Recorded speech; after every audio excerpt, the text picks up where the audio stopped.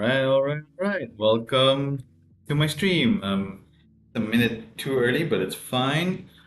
So before I get started, just a little shout out. I don't know if this is the right way. I'm currently using Lo-Fi Girl for their music stream.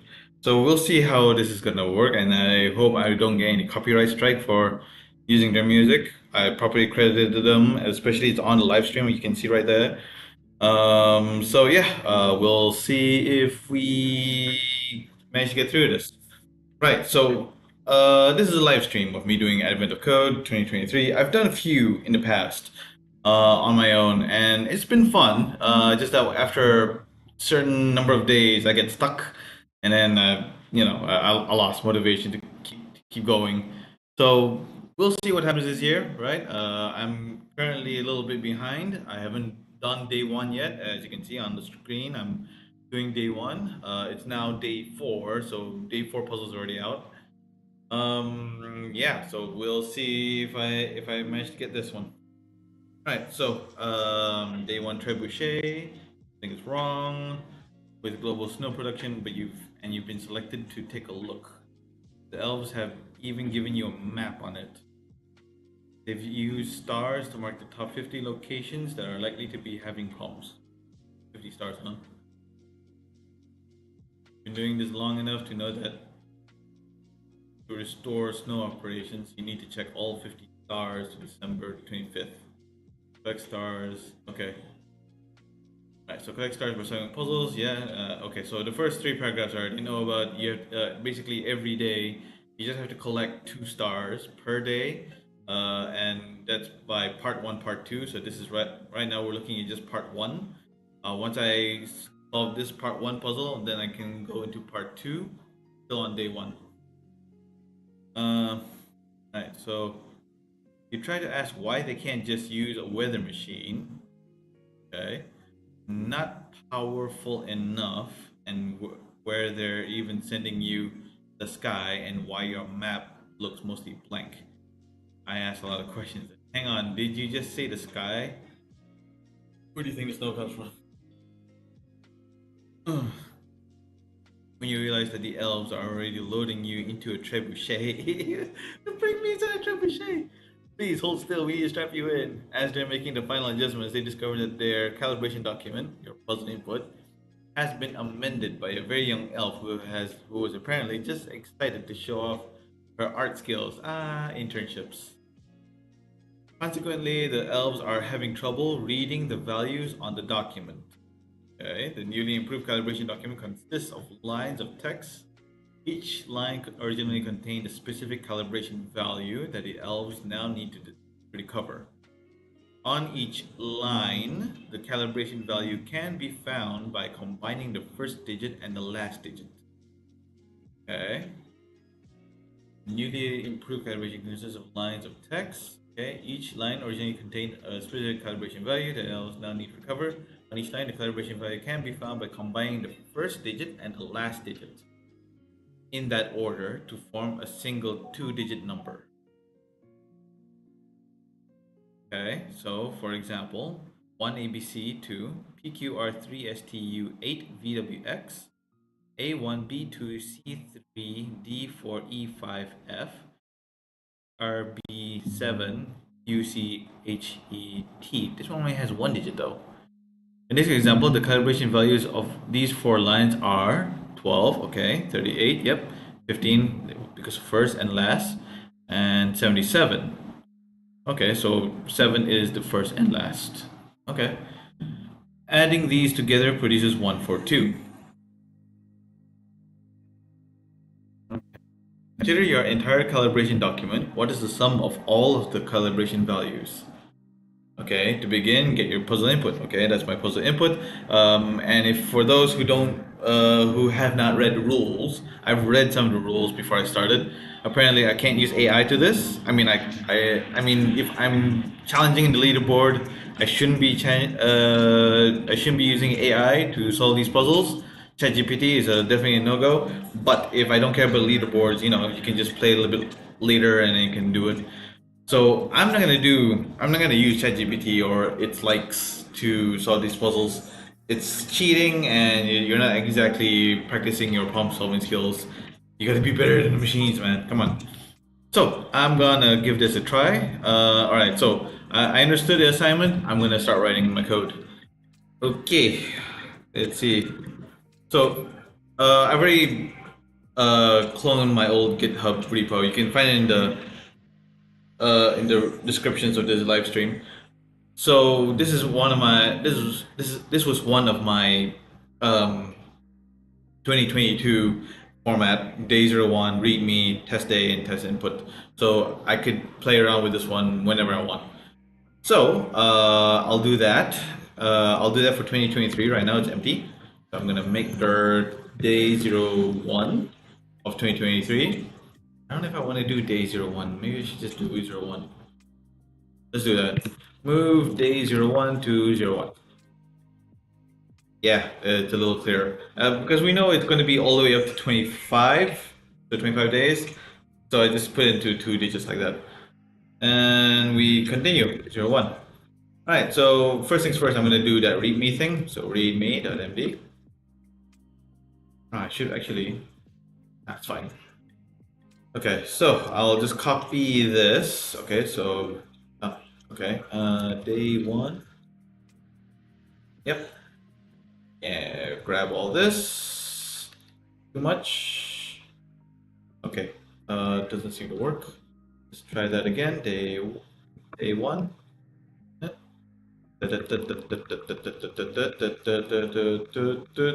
Okay, and yank it all, put it into here and paste. All right. Okay, so I have my README, so at least I have something to refer against, so I don't have to keep coming to the site. It's all my README. Okay, so I have the data. Okay, I have the thing. I should probably just open it up into my workspace. Right, so I have my README file right there. Now I'm making a new file and start writing my code. Well, before I even write my code, what I normally do is actually use unit tests, start writing tests as per thing. Hold on, I didn't save this. Let's say test 01.py. Come on. All right, so import unit tests, and I forgot how that looks like again.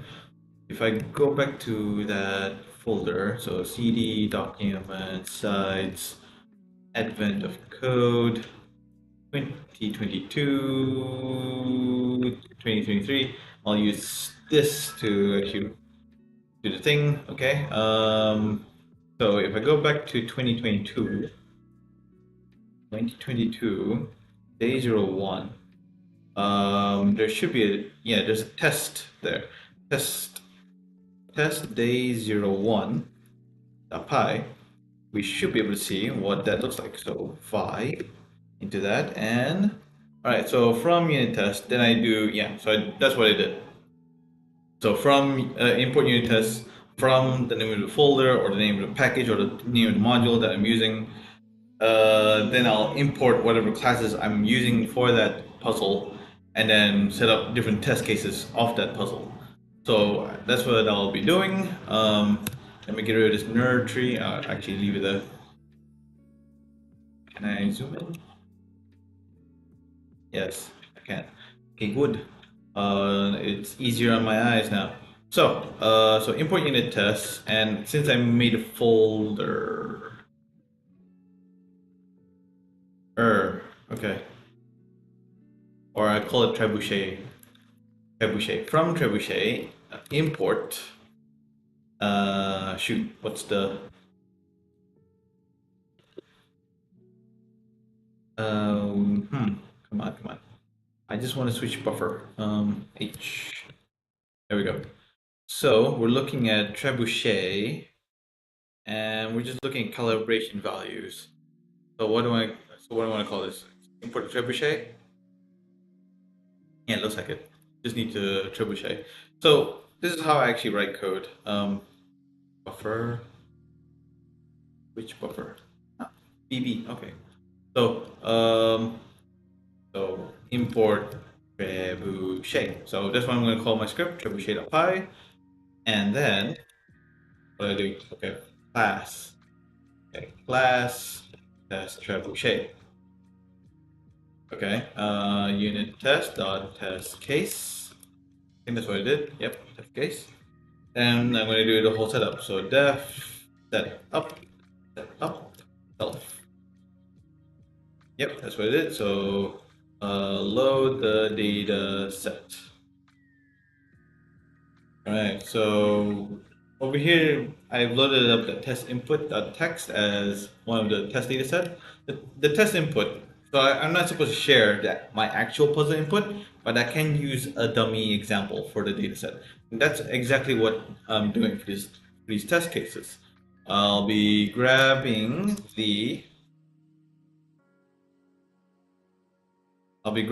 this as the test case.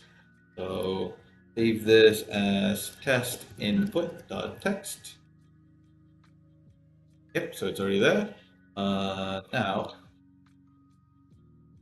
that I have this test input, now I just need to make sure that I get 1 and 2 and 3 and 8 and all that stuff.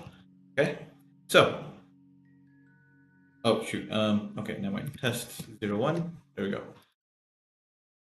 Not a big deal. Okay, so it's a trebuchet of calibration. So we could give this trebuchet object an attribute.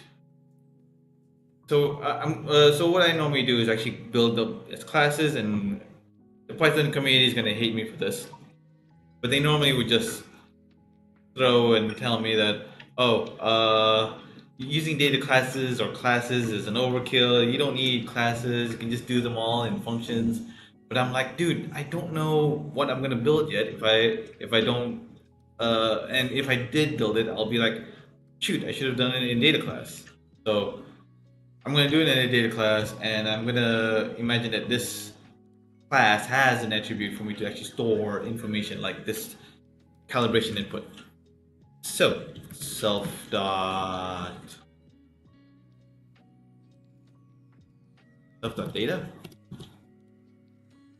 self dot no yeah self dot data I guess trebuchet, and then the calibration file is so I'm gonna load the file name in there, so test input dot text. So I assume that when I read the file, it'll give me line by line, and then I'll do some whatever magic I have to do in there. That's the part of this test, is to see that if I can grab the first and second digit, the first and last digit of each line. Okay, so test case 01, I guess. So, check if 1 ABC 2 returns 12, right? That was the example. So I have self.data. Oh, it's not data. Use trebuchet, right? Trebuchet. And you know what? Do from trebuchet import trebuchet. Yes. Okay. Now, since I have self.trebuchet, how do I know? Okay, what function do I want to call to get the first line of the thing? Actually, doesn't matter whether I get the first line. What matters is I should get the sum. So I should, don't check for that one. I should just check if the test data returns the sum of, oh, what was it again?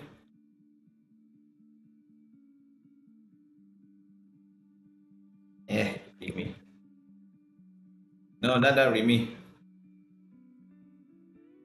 Read me of 2023. Okay, so it should return 142. Got it. So 0, 1. Okay, so it should return the value. Calculate sum. I'll call that function calculate sum, and I'll put this as so actual. I'll put this as an actual. So whatever the return value of that function, calculate sum, it will be put inside an actual variable. Then I'll create another variable called expected equals 142. Okay, so it's int 142.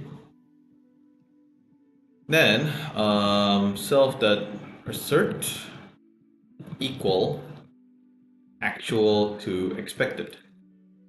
Okay, so if this one fails, then something's wrong. Okay. Right, so that's the test case number 1, and that's it. It's a very small puzzle, and it's not giving me a lot to work with, but it's good enough for me to start writing code. So it's just only these 2 test cases. Do I need to tear down? Sure, why not? Just for fun. Def tear down self remove dataset. The dataset. I don't see a point, but just because.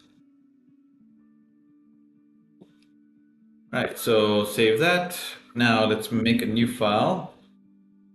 And let's save this as, what was it again? Trebuchet. Actually, should I make a new file? That's something. Right, so I'm in 2023. Go into CD01. Should I call it Trebuchet? Yeah, why not? I don't see a reason why I shouldn't. Okay, so save this as trebuchet.py. Fantastic. So from data classes, import data class. Yeah, what? Come on. Undo. From data classes, import data class. So add data class and class trebuchet. Right, so def init self puzzle input, because best to be as specific as possible. Self dot calibration. They call this a calibration file. I should probably keep this one open to a, I don't know, by readme.md, just so I have readme. Okay, so I have plugin updates. Okay, I'll deal with you later.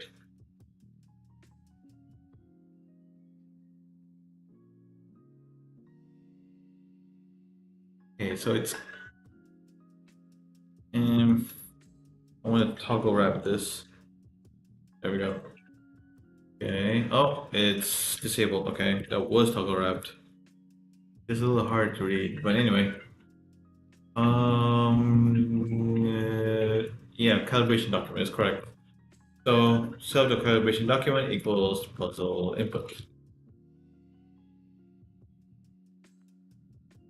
Yeah.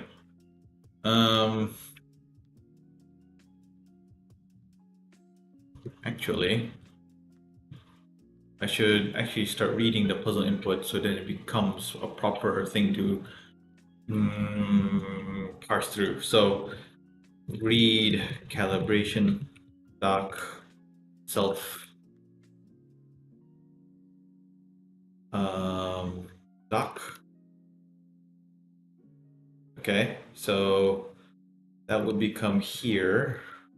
Read calibration doc. Right, so that would be the puzzle input, and it's a text file. Now, if I run the thing, if I with open a file doc as read, yep, as file return file.read lines. It's either read lines or read line, one of those. Read lines would return an array, I think. So self.calibration would actually return that. Okay, so what do I have for that function again? Def. Dude, I forgot what did I do for push to the other buffer. Oh, come on. Nope. Here. And then new tab, first tab? Sure, why not? Oh, no. Actually, I'll just click. Can I close this? Tabs. Close this tab. Nope. Okay, there we go. I closed it. Close that. Yeah. And why not? Get rid of file tree.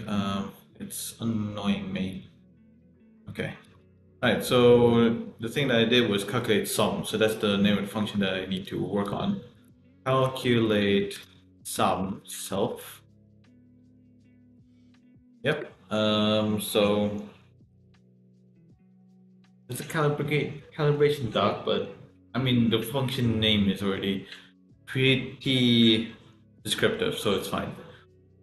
So with self-calibration, it will give me a list, and in each of those lists, I need to loop. So for line in self.calibration, so what do I need to do? I need to get rid of all the characters, or just find all the ones that are digits, and then return that.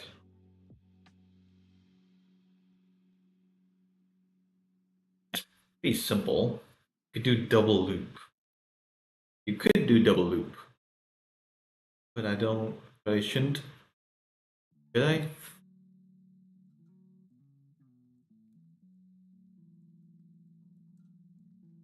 There is a filter. So Python has a filter thing.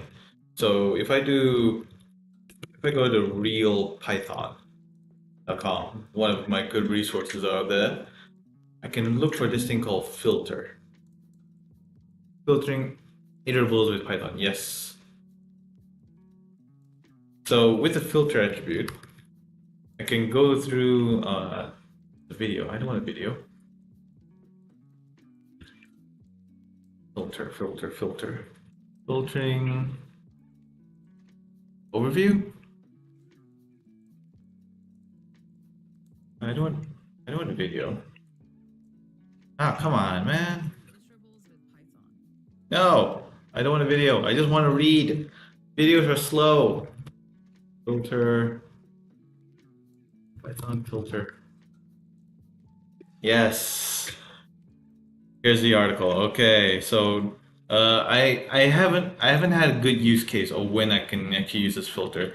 This is one good one, so I'm gonna use this one. All right, so coding with functional style in Python. Yep. And yeah, that's one way to actually do the filter, and that's, you see, if number is greater than 0, then you would append this as a positive number. But if you use the filter, you know, it's a easier way to iterate over those. And you pass it with a lambda function, so that's something. I could do that. Oh, but then you have to turn it into a list. Yeah, so that's what I should do. All right, so self-calibration line. For each line, I would run a list of numbers, I guess. I could put this into a single liner, probably. Numbers, I guess, equals. So it's a generation thing. So for line in self.calibration,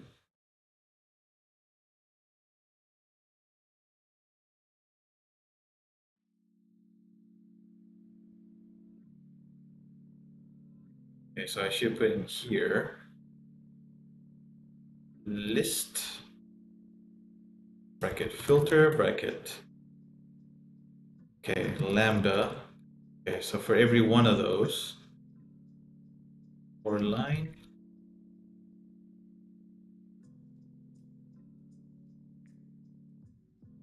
for character in line, or line is subject calibration, then lambda,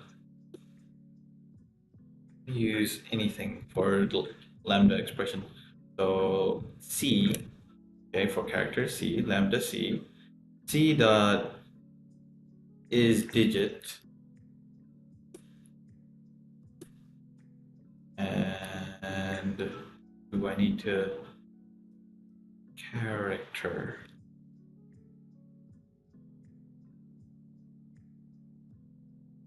No, do I need to loop over characters?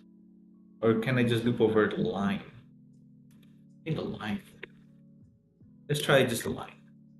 See what happens. Okay.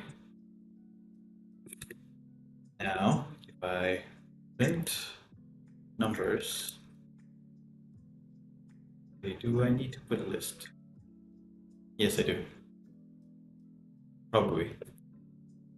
Okay, now I just need to test this out. Documents, sites.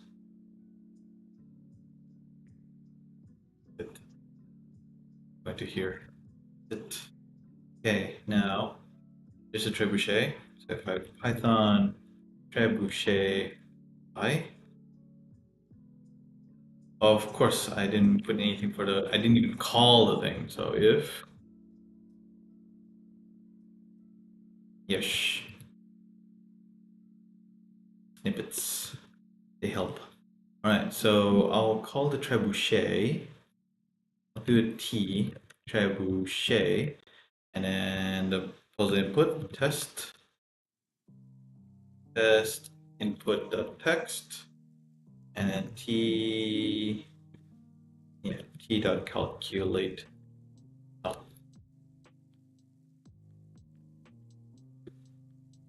Right. It's not defined. What? Read calibration. Oh, it's not self. It's not referencing to self.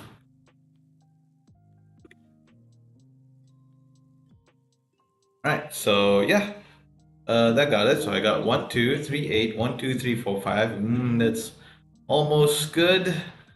I just need to get rid. I just need to grab only the first and the last one. But this one is a little tricky. So 1, 2 is okay. 3, 8 is also okay.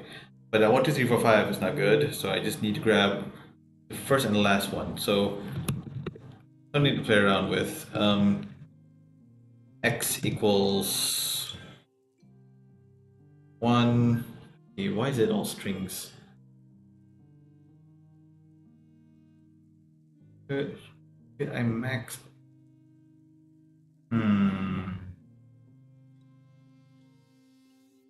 Those are single digits. I know it filters, but I should probably have them convert. Yeah. Okay, so I could do map over the filter. Okay, anyway, let's do 1, 2, 3, 4, 5. And just in case, I'll do a y is equals to x dot copy. So a y is also the same. So because I want to play around with something here, map str over y. I should list map str y. Oh no, wait, it's supposed to be digit int. So there we go. So I can just map over that list.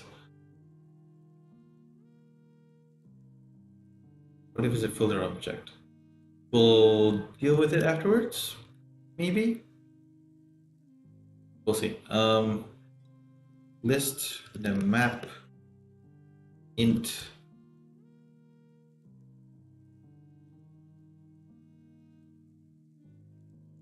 Might be overdoing this, perhaps. Okay, and then put that into a list.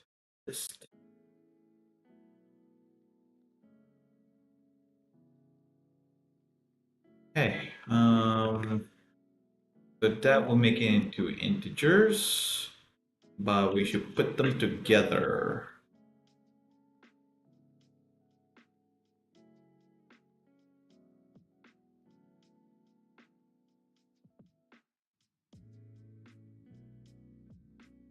Yeah, you don't turn them into int first. You gotta concatenate them first. Okay, so I'll do that. Int. Actually, it cannot. Yes, I can. Yes, I can. Okay, so that's where a map function would do. So grab the first and last int. 2 digits is equals to lambda. Yeah, lambda.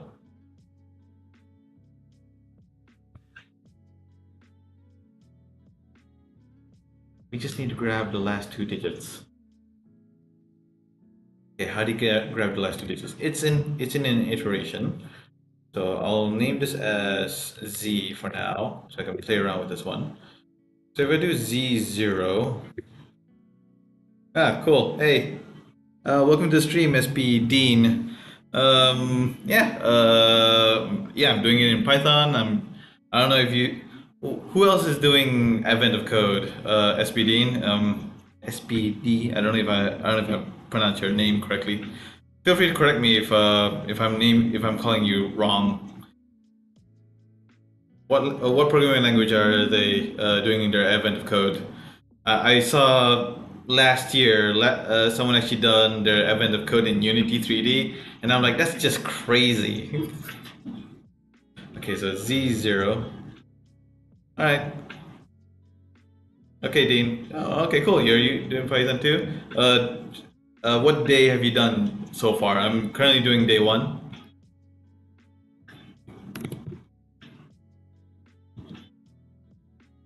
Okay, so that should do that. But if I do all including today, wow, nice one, Dean. I'm trying to catch up, so I'm doing day 1, by the way.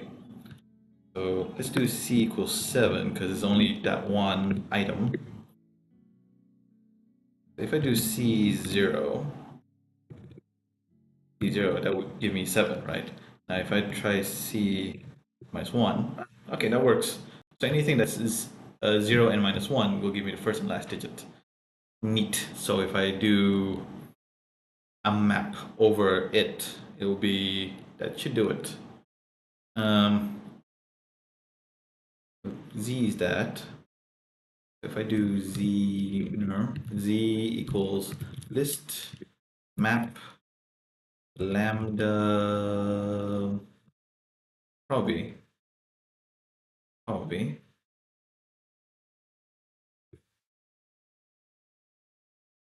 Am I overdoing this? Am I overthinking this? Well, I really want to use this map stuff. So, okay, so filters I already know. That'll bring us down to just the digits. Now I just need to know. I just need to use the rest of these other stuff. Right, there we go. There's a reduction. Mapping and reducing. So there's map.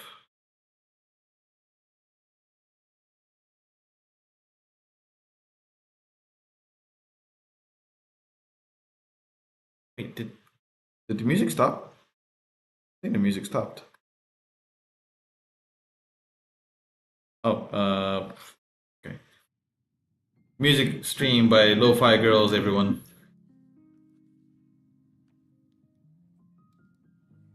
Okay, so I think this is a little too technical. It's a higher order function, so there's a fold or reduce is another way of saying it. Okay, so here we go. So there's map and reduce.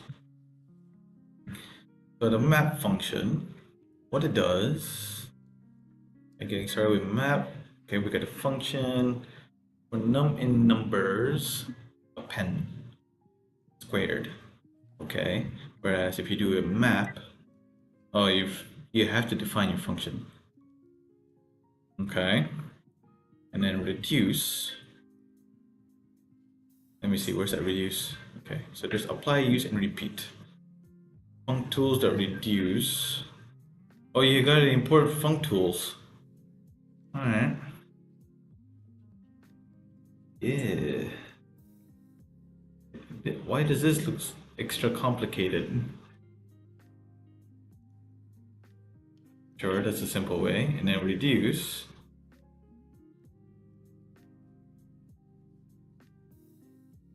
Oh, my add has the functions.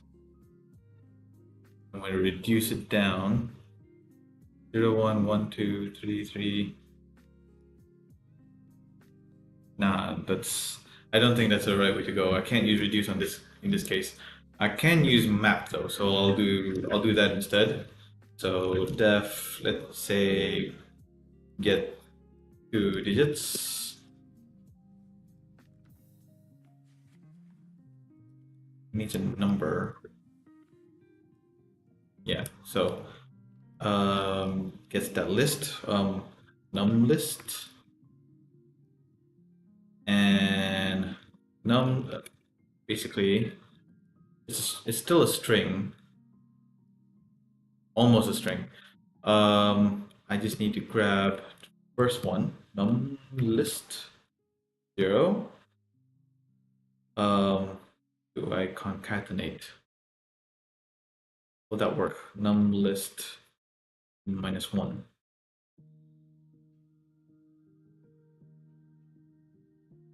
It's a number. Okay.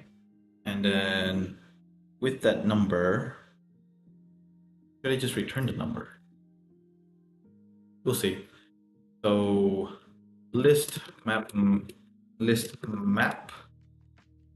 get 2 digits over z. No, because it's an int.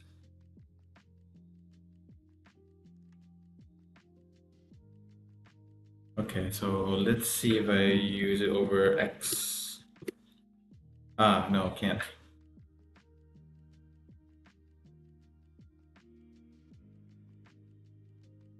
Thus, I put x in another list. So x is equals to x. There we go. And if I try to do that again. All right, so we got 15. Okay, then return int number. Okay, that's the way to go about it. I could just do that. So int,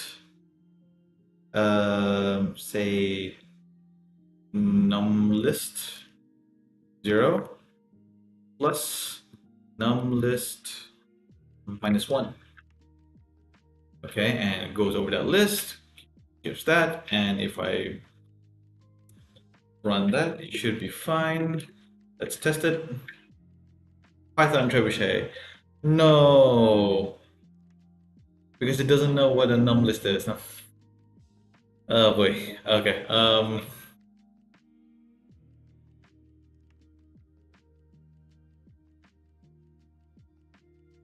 Yeah, I need a lambda. That's what I was missing. All right. So let lambda numList int that.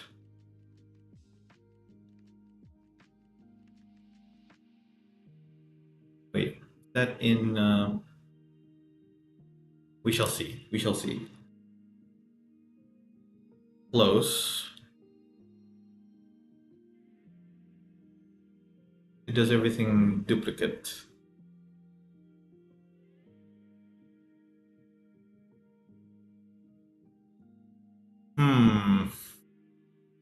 Okay. So I think I cannot do map over that yet. So I'm just gonna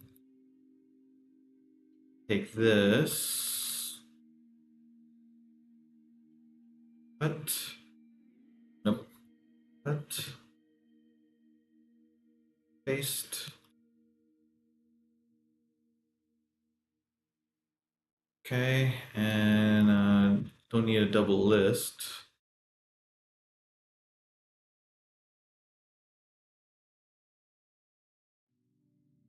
Okay, now that I have that sort of like string a number, numbers equals list map over numbers.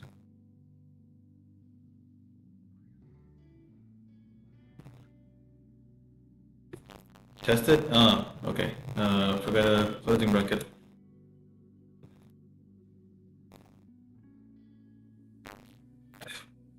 That gets me that stuff, so instead of print numbers now, all I gotta do is now sum the numbers up. So let's just do print. Print numbers. Ah.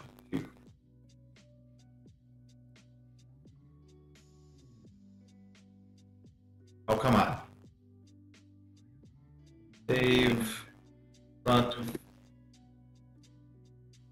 142. Okay, and if I run my tests, pym unit test. Huh? Okay, so I'm running my test. Empty module name.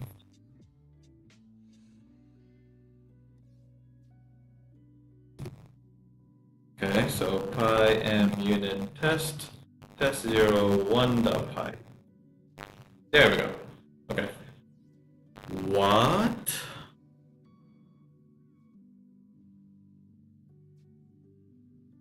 Oh, right. I didn't return it. Duh. Do you see how useful that test case is? It really checks your code. What happened? Why is that giving me a question mark?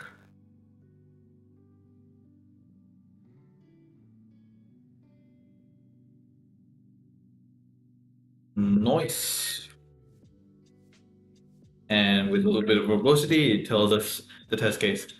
All right, fantastic. Let's run that. Let's do a new file. Put in the test puzzle input. Get your puzzle input. Okay. Copy all of that. Paste it in here.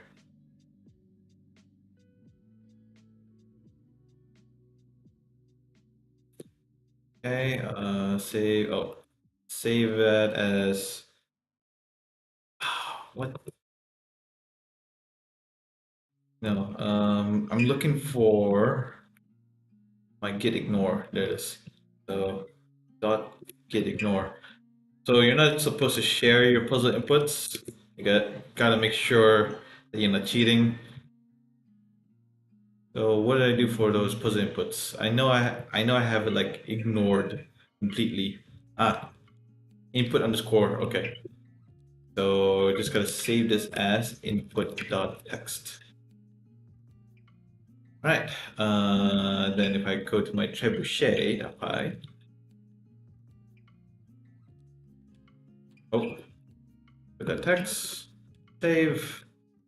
And that one. Run my test. No, run my file. Come on. Oh, duh. Print. Actually, and yeah, why not?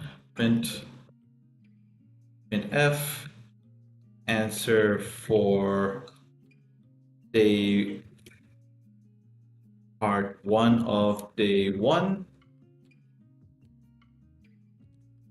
Theta calculate sum.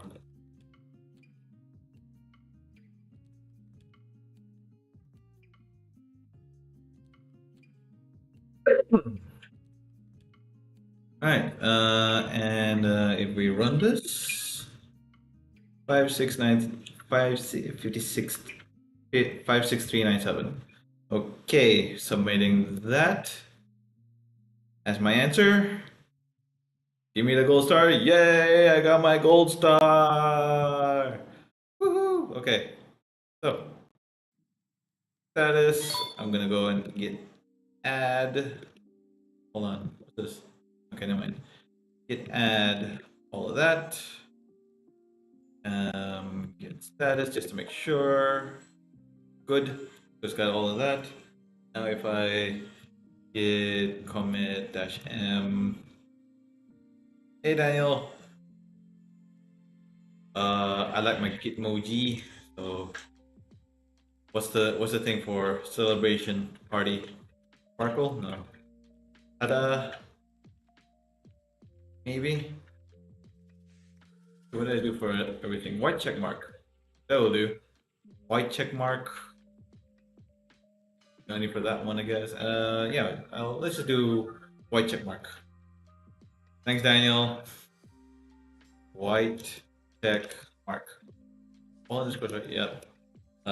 Finished part 1 of day 1. Git push. If you're following along, Daniel, you can take a look at what is this? Changes must be made through a put. I forgot I put up the rule. Okay. Git checkout.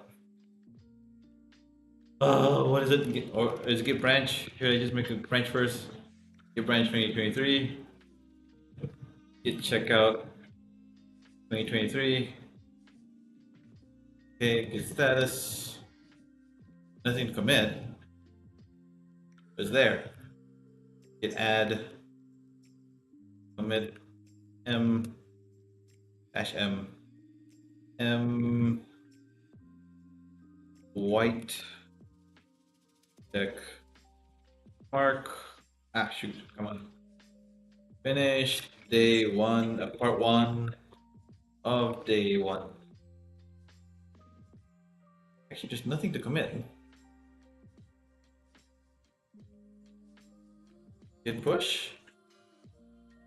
Oh, git push. U origin 23.3.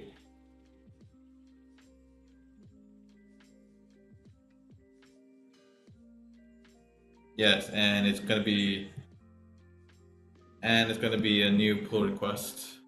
If I go into it.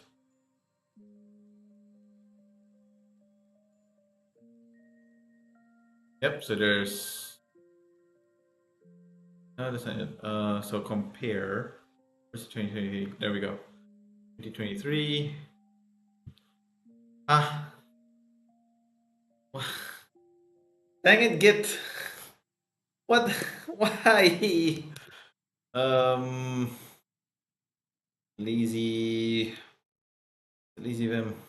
No, there it is. Git. Lazy Git. All right, let's see.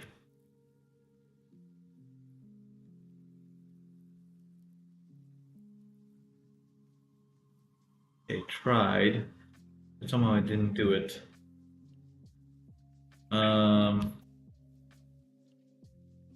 It's there. It's in the commit.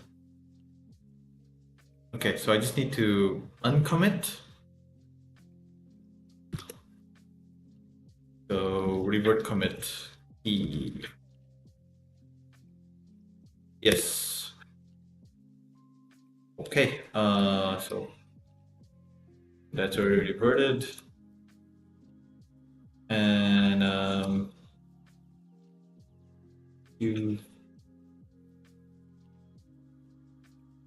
No.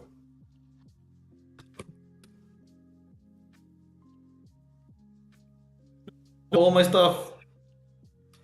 Git switch main.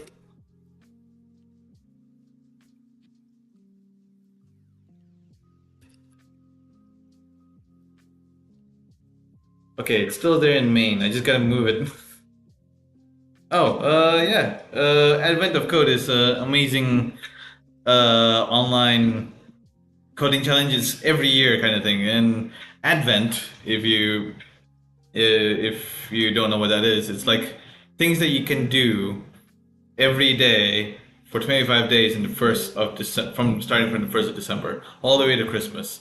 So there's all kinds of advent of something for just to get people like busy and enjoy some activities before Christmas coming up.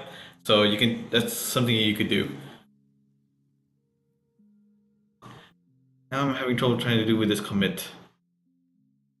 Already a bad stuff to do with the commit. How do I how do I move this?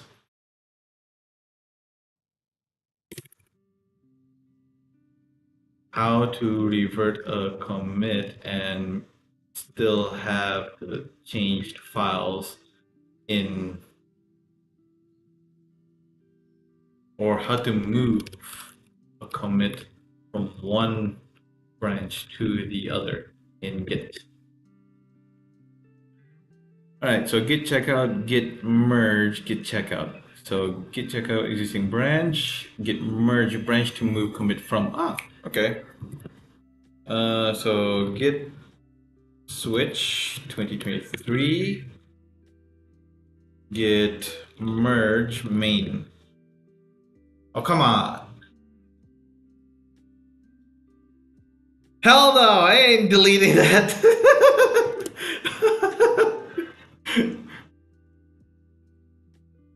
Come on. I hate it when this happens. You can store uncommitted edits to your stash. Stash pop. Is that something I have to do? Git stash? Git switch main. Git stash. Can I do that? No, there's nothing to change. There's no git status. No, yes, git status. Git black. Oh, why is this so difficult?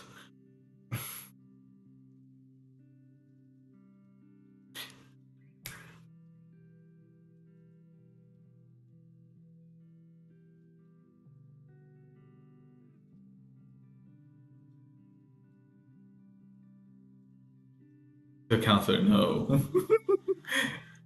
Git branch, git reset hard. I'll give that a try. Git reset hard head.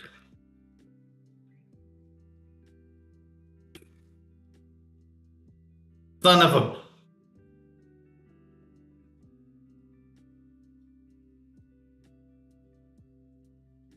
I can't believe I had to redo this again.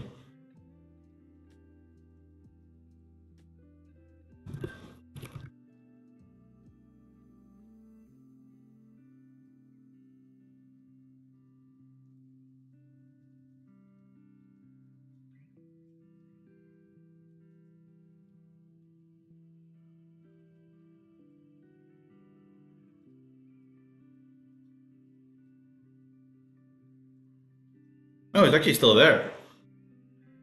Hey? Hi?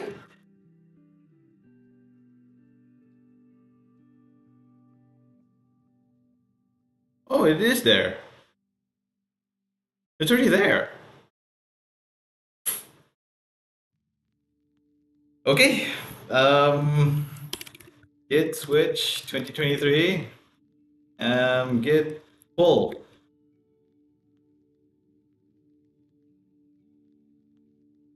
Git push.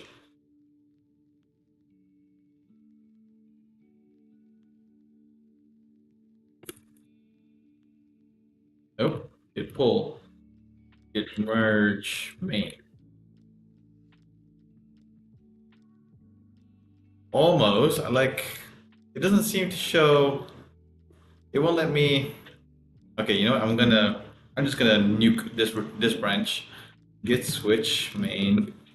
Git branch dash D 2023. Not yet merged. But I don't care. I don't want. Is there a way to force delete the branch? Git force. Git delete branch by force. Oh, capital D. Okay. Eh. Okay. Git branch 2023. Okay, and then git switch to 2023. Yay! Okay, so back to normal. Oh, that almost scared me. Okay, moving on. Let's see if we can get part two done, and then I don't know if I can call it a day or call it a night or continue later ish. Okay, your calculation isn't quite right. It looks like some of the digits are actually spelled out with letters. What? What? What? You dang intern! What the heck? Okay, you know the saying "scope creep," or customers decide to change their mind. They'll be like, "Oh, we don't mean 1, 2, 3 as in the numbers 1, 2, 3. We mean the letters 1, 2, 3." This this advent of code, whoever the owner who designed these is amazing. Okay, so spell it with letters. Okay, and 9 also count as valid digits. Also, okay. So 219, is that it? No, it doesn't care about the one.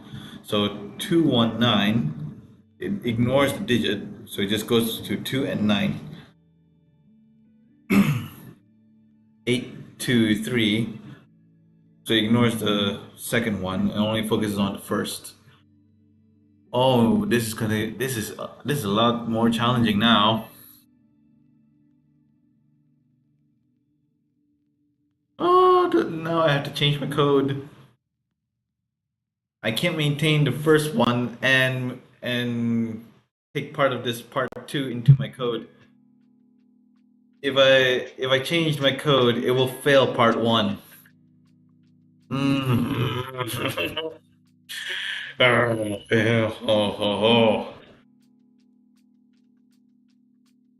Wait a minute. What's this last one? Why is it 76?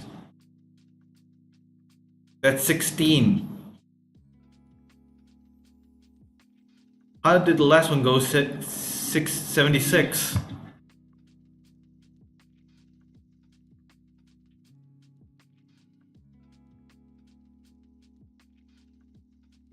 Oh, anything that is the first real digit is considered. Like this one for 14. So it's Z1, okay, that's 1, not 8, but 1. That's a valid first digit. And 4 being the last. Oh, this is all trickier now. What the heck? Ooh. I hate you so much.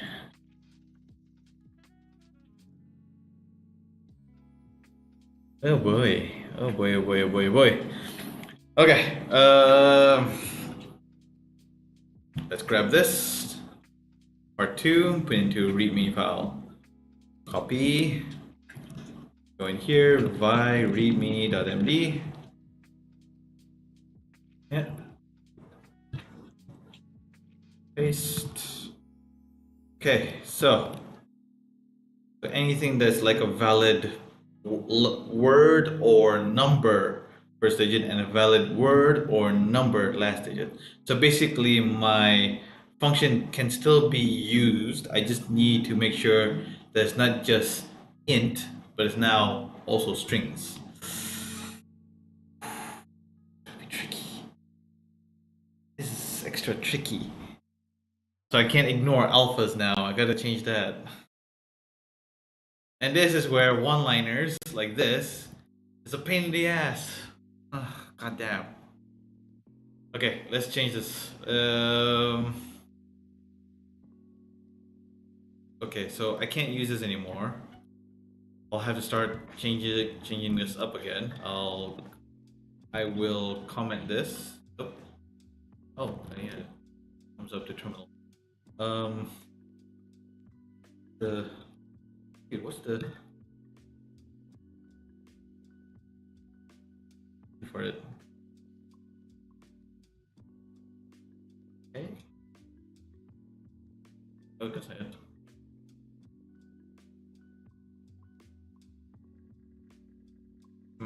Anyway.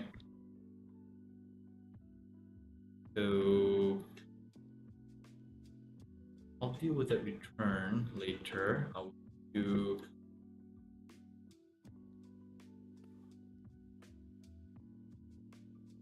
for line in self.calibration. Okay, then what do I do in each line? Each line, like if we were in the input, no, before I should do this, shoot.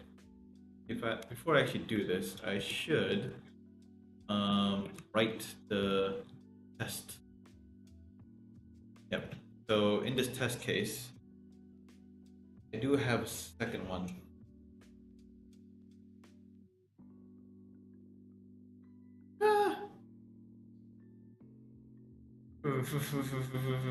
Anyway, yeah, I don't think this setup is gonna work, so I'm gonna have to change this setup.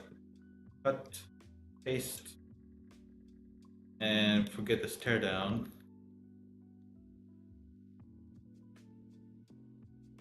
We're gonna write a different test case. Def test case 0202 self. I need self? Don't need self. No, keep the self. Just in case, who knows? Might change again. Self dot trebuchet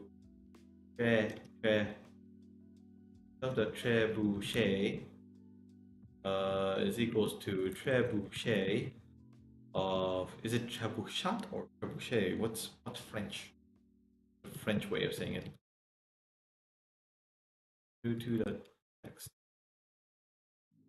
Okay, so the actual equals to self dot trebuchet dot, I guess do the same thing, calculate sum. Okay, and then expected. So the expected number for the second one is 281. 281. Self dot assert equal actual and the expected. All right, so that's the test case. Let's move on to writing the actual test, writing the actual code. Okay, so I have every line. So the line would be like 1, 2, blah, blah, blah. But I'm looking at, can't see it, so I have to copy this. Copy this, put it here. I'm gonna put it in here for now. So I want to see.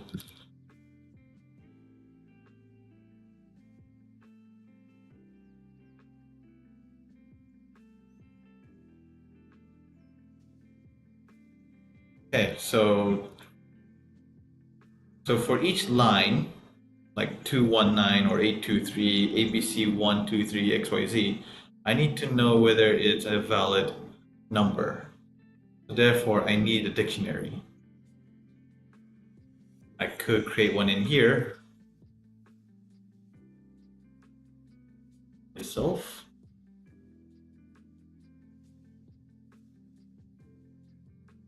We'll see. Self dot numbers. It'll be a dictionary, right? So if it's a 1, then it's a 1. Come on, 1.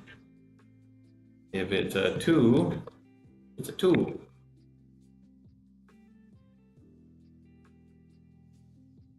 Three. Oh, frickin' hell. 3. 4. It's a good thing it's only up to 9. Just imagine if I had to keep going all the way to like 99 or 100. 5, 6, 6, 7, 7. What's up with this? 8, 8. And last one is 9, 9. Yeah, because we're not doing double digits, we're only doing single digits. So self dot numbers. So I just need to make sure that these are valid. How to check for each of the line. The shortest number, the shortest lettered number is always three letters.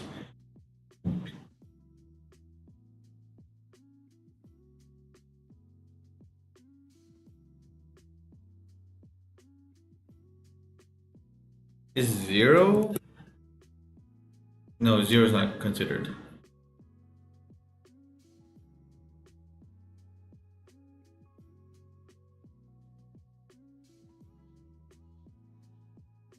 No, but then hold on. I don't understand this bit though. 7. The first one is 7, and then the second one is 6. Not 16.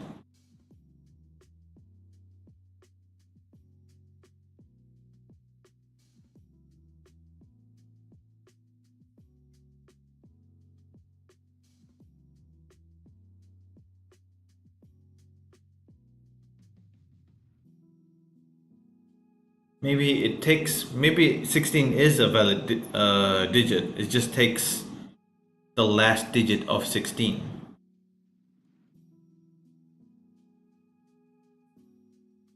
The calibration values are 2, 9, right? 8, 3, right? 1, 3, okay. 2, 4, 4, 2, 1, 4, 7, 16 as taking the last digit 6.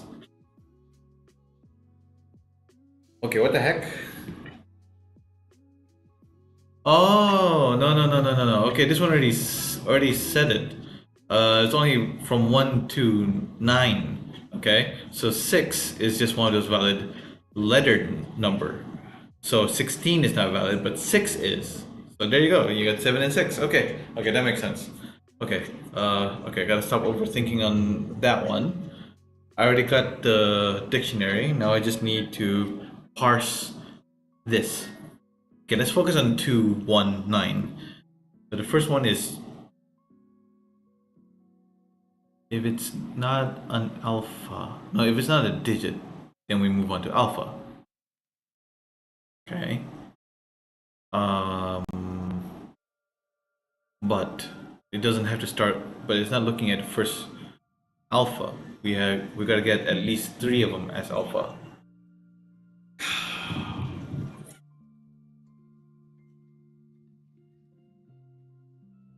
Well, for sure, it's going to be like more than 3 characters here. Okay, almost. This is gonna be. Oh man, day 1 is really tricky. So line 0 to 3, that would be the first 3 characters. Actually, let me just grab this ink. Go into the other one. Close that. Oh, yes. Python. Go into Python shell, so I can start playing around with this one. Let's say the line L consists of this. It's a string. So L0, or can I just do colon 3? That gives me the first 3. And if this one matches the thing, then good.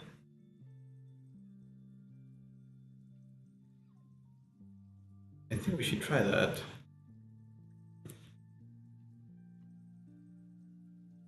Ink. You're almost.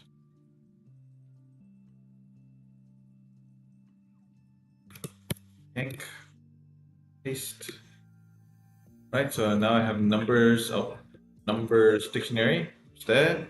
Now if I play around with it, let's say numbers is L3 of the first three index of the line.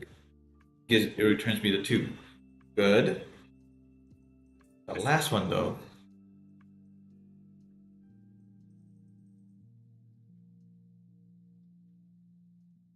Hmm.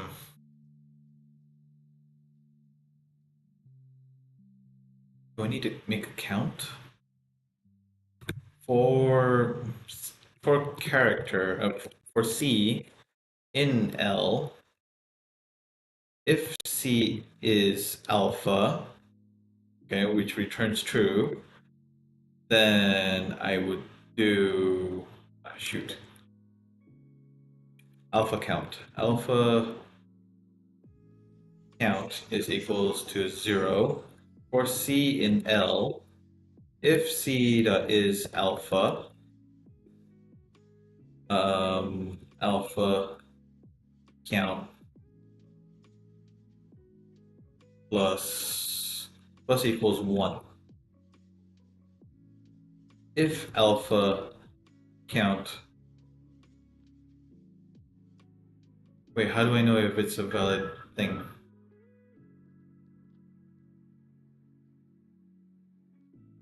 I would need to get that index. So if I try if numbers dot get L colon alpha count,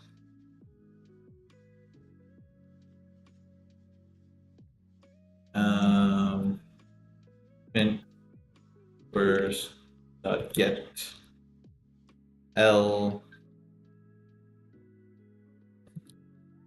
alpha count.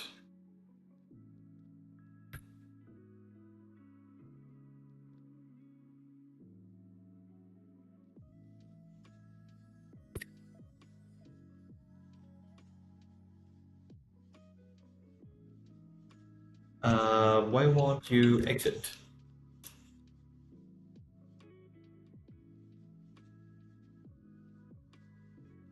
Okay, that won't work.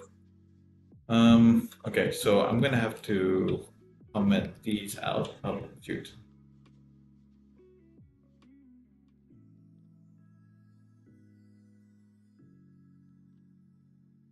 Okay, so I'm gonna create a separate function just to play around with it.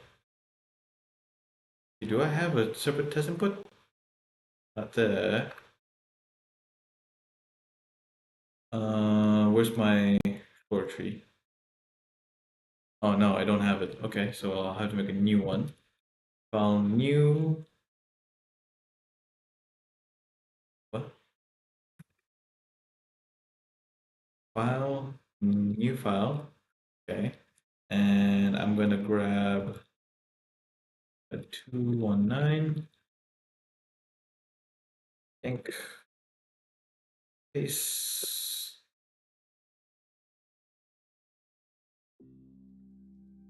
Okay, so I'm gonna save this as test input 2, the text. All right, so I'll use that.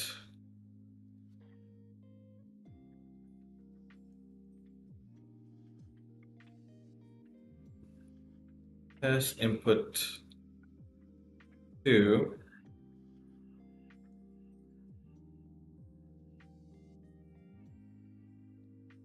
Come on. Okay. Actually.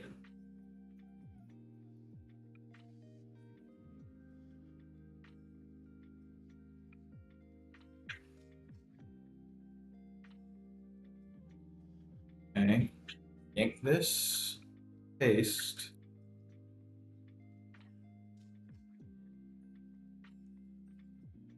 Then answer for part 2 of day 1. And I'll play around with it. Test input 2. Okay, now let's play around with this function. Um, hmm.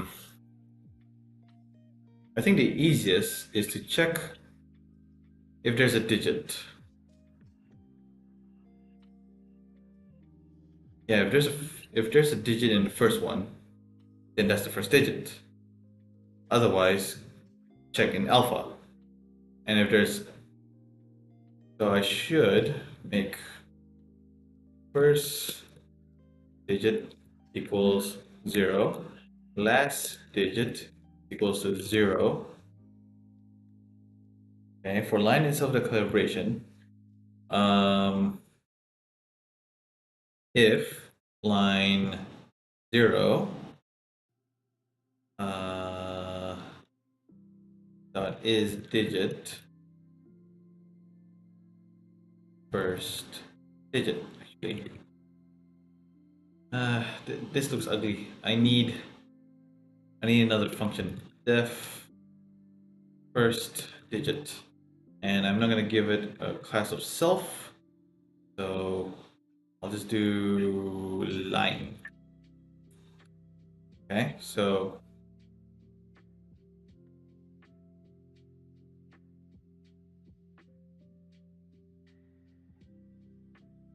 no, that's not gonna work. Yeah, get first digit self line.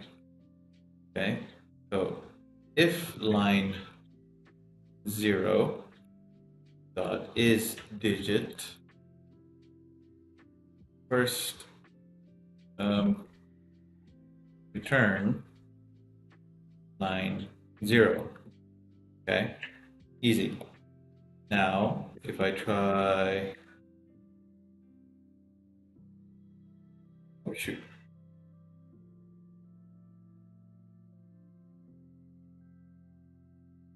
come on.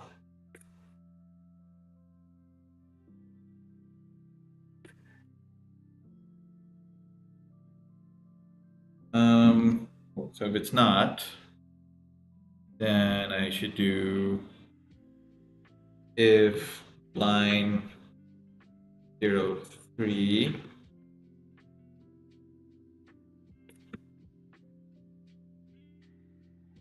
did I do that?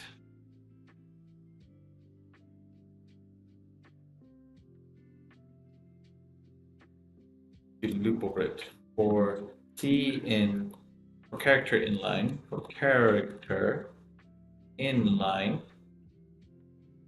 for character inline,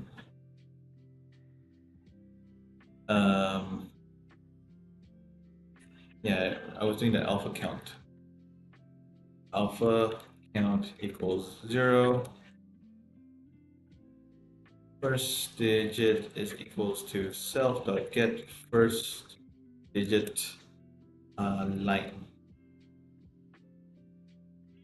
Okay.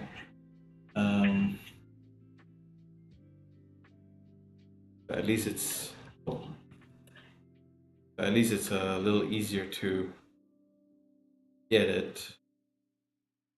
That's the first digit and the last digit, and I need to put them together. Cut, paste.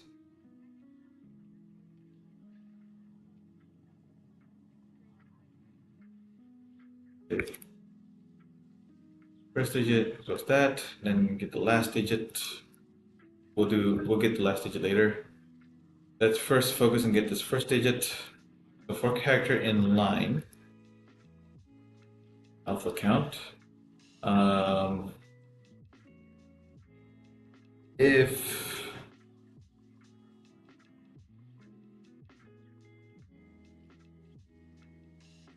how do I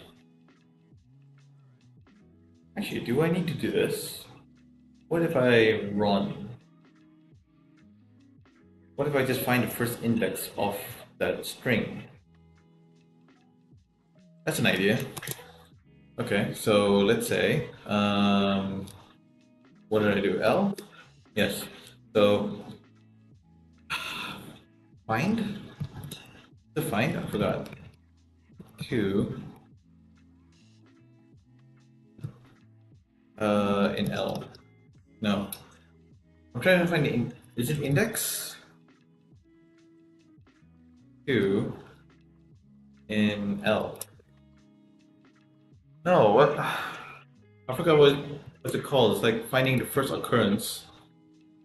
Finding the first occurrence of the thing. Fi- find the first occurrence of the string in a string in Python. Again, I'm not using ChatGPT or anything. I'm just using regular. Yeah, that's it. Ah, yeah, just find. Okay, so string.find. L.find 2. Index 0. Do 9, 4.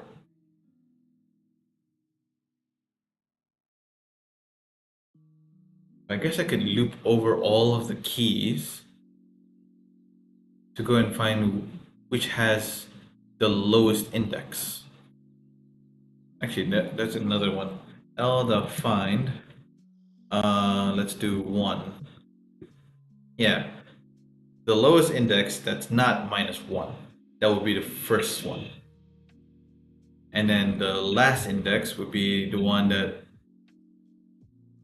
has the highest index. Yeah, that's it. I got it. I got it. I got it. I got it. Okay, so I don't need this alpha count. Um,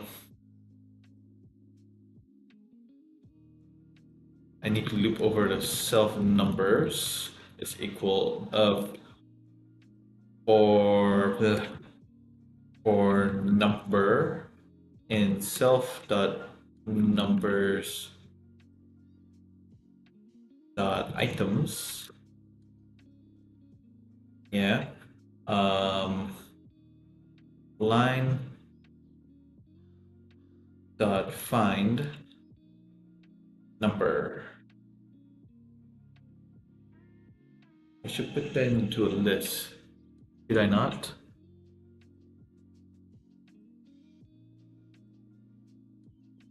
Okay, so if I have a list of all these, how do I know which one is which? All right, I gotta instantiate it. First index is equals to 0.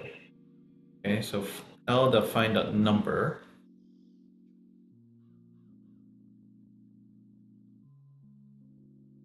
If L define that number is greater than is actually greater than or equal to 0, um,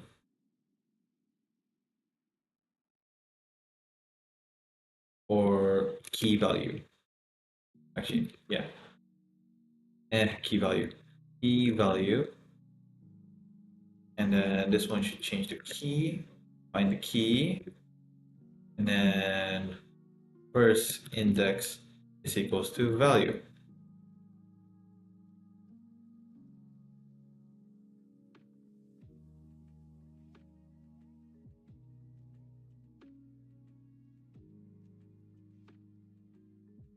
That wouldn't mean anything.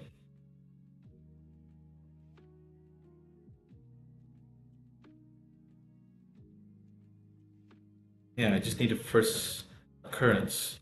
So I don't need a first index, I just need to return this. Return value. Okay. Print first digit. I think I'm getting somewhere. Okay, let's give this a try.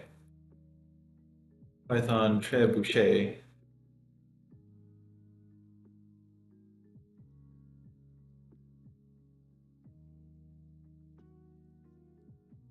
What's that 7?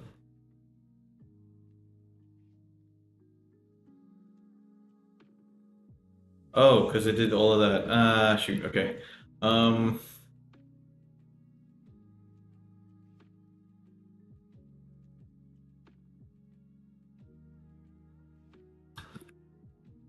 Okay, so in the first digit, and then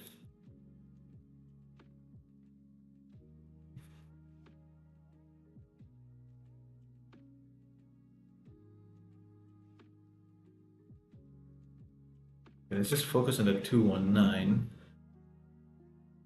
Let's get rid of these for now.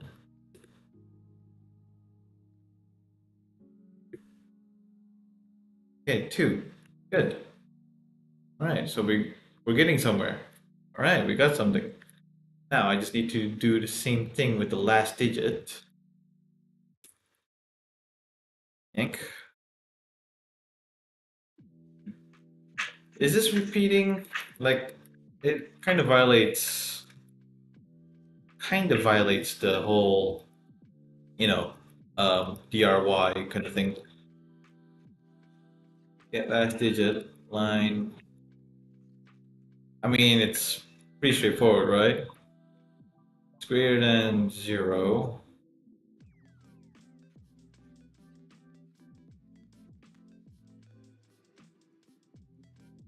Shouldn't be the first instance now. Should be. How do I have this reverse? Run reverse.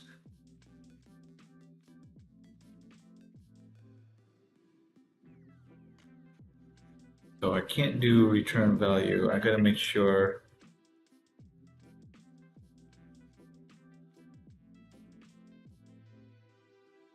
It's not the first digit, but it's gotta be. Okay, how do I get the last instance of this thing? I can get the length of that string.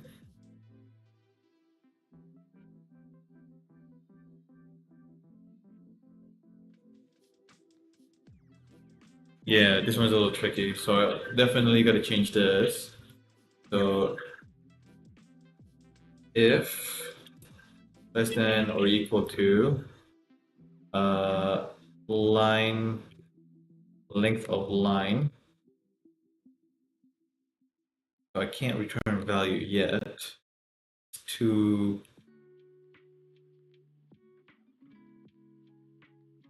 between, so I gotta make sure it's 0, 0, 0 is less than or equal to. Okay.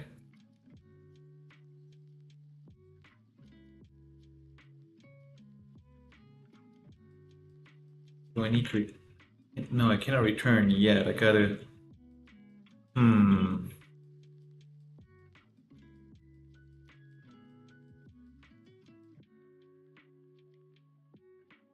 Make a list, I guess. No, cannot. Yeah, last digit. Last digit equals to 0.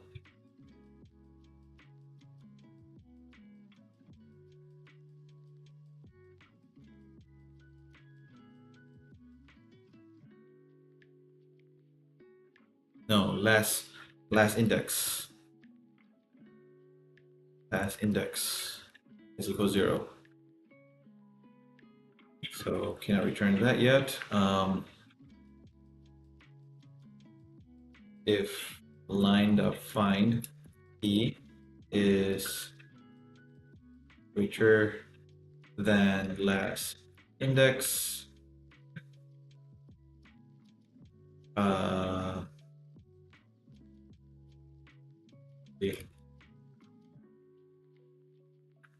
greater than or equal last, greater than or equal to last index.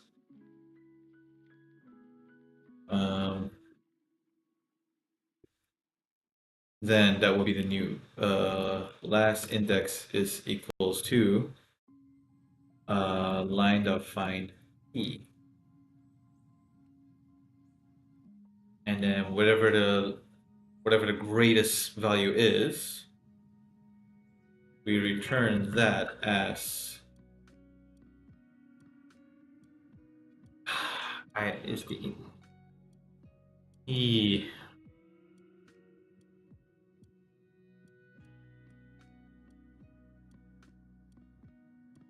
Okay, so I'm definitely not, so I don't need the index, I just need to return the value or the key.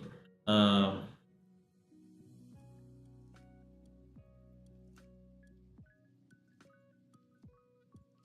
is it value? I'm checking against the key. Okay, last key equals to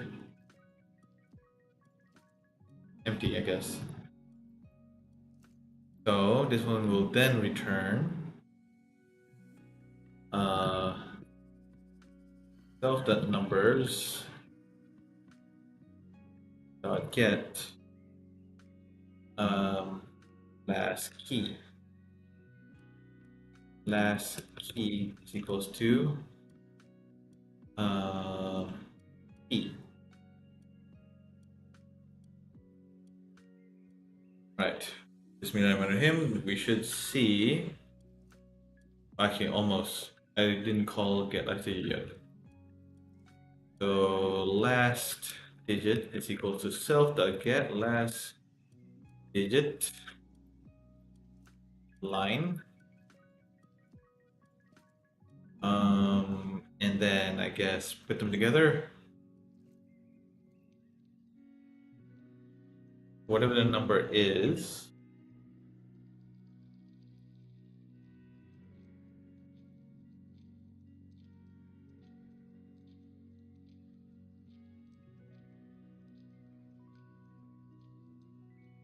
I need the number as a string.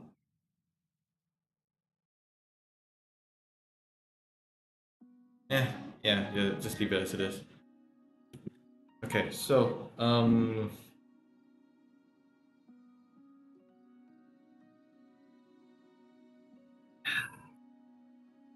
you should return a list of numbers for me to sum them up. So,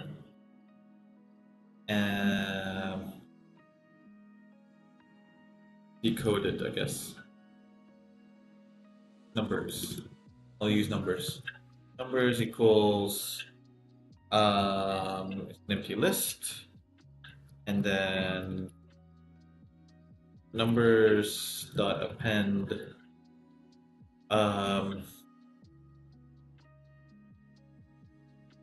first dot append int first digit plus. Does that work? Last digit. Yeah, make this into a string. String first. Okay. Put them together and then int. And then print numbers. Okay, moment of truth. Bismillahirrahmanirrahim. Almost.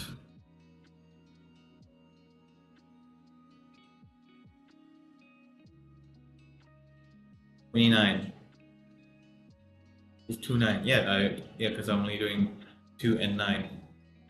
Okay, that's it. We kind of got it, I think. Ink. Paste.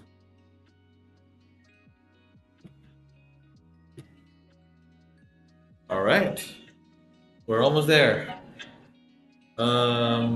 Is it 29, 23, 13, 14, 47? Is it?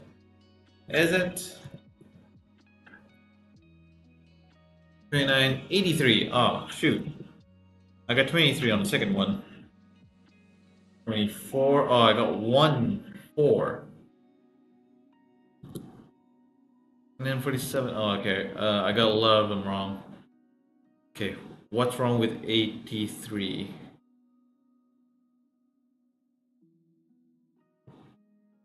Why is it 2, 3? Oh, because the first occurrence. Because I'm looping over.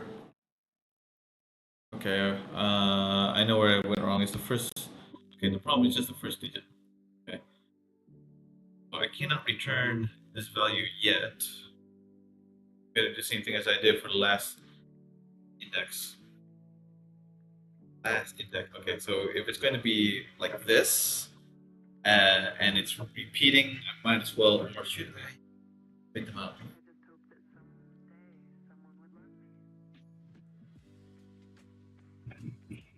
And keep them. And keep them separate. It's fine, I think. Last index equals 0. Last key equals that. Okay. And then last index is equals to line dot find key, and last key is equals to key. Okay.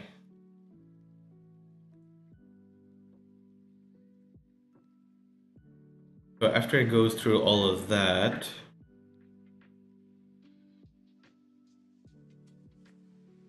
if the line dot find key, oh, I need to know. I need to do another if statement. If line dot find key is less than or equal to the last index, then it would do that. Okay. Then return self.number.get last key.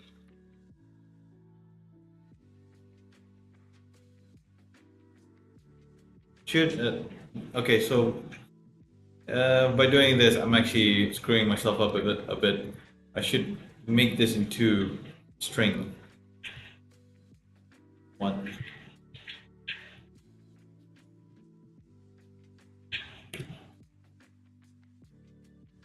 2, 3, 4, 5, 6, 7, 8, 9. Okay, so at least this way it's a little bit more predictive that both of these should return a string. A string, string. Like, do we care about MyPy? Am I doing MyPy? No, I'm not doing MyPy. Line is a list.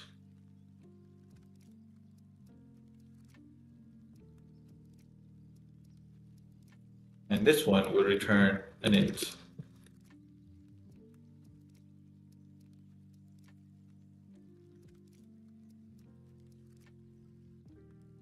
Oh shoot. Okay.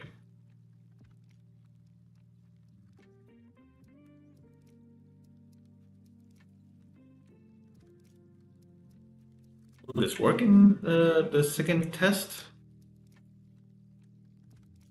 Ah shoot.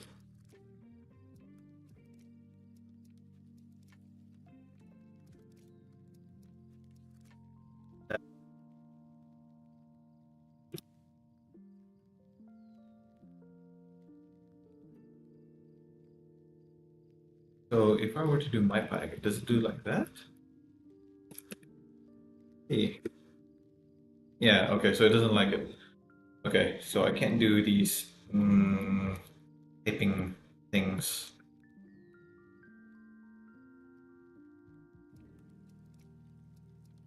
Ah, shoot.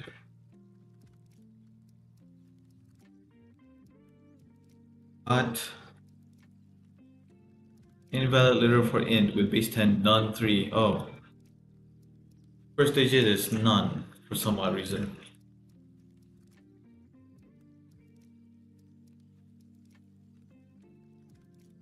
Okay. Something's wrong on this one.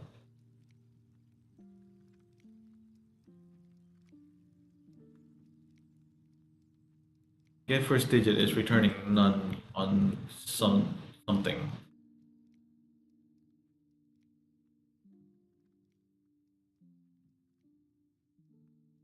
Okay, so first digit. Okay, so get first digit. If is a digit, then returns that number as a string. Last index is 0, last key, sure. If key value in self.numbers are items, right? So it goes all of the 1, 2, 3, 4, 5, 6, 7, 8, 9. If line.find the key, let's say 8, is greater than or equal to 0, then it will continue with the next one. If line.find key is should be less than index. Yeah, should be less than or equal to the last index. Last index equals kind of confusing with the last index. Should be first index. First index. I should do a find replace instead. First key.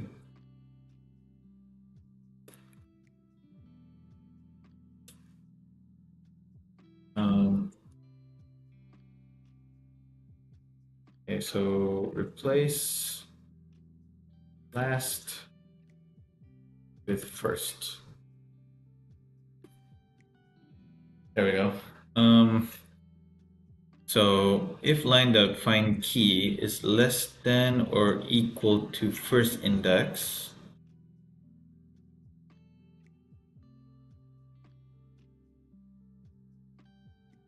wait, why is it none? Why did it go none? Okay, I don't know what that is, but let's just print the line, and print the first digit or something. Yeah, no, just print the line. We'll see what happens. Okay, so it's the 1.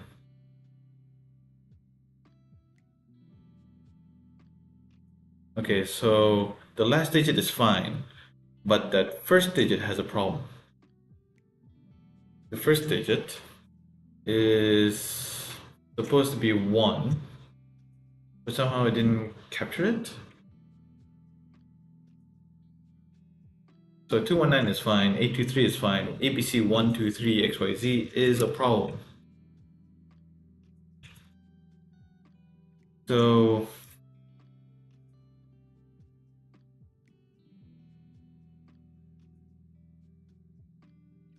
So if line.find key, the key would be 1, is greater than or equal to 0. So if it's founded, good. Oh, because the first index is okay. I got it. So line, because nothing's less than 0 at that point. There we go. There we go. Okay, so all that is already now cleared. 29, that looks right. 13, 24, 47. Compare.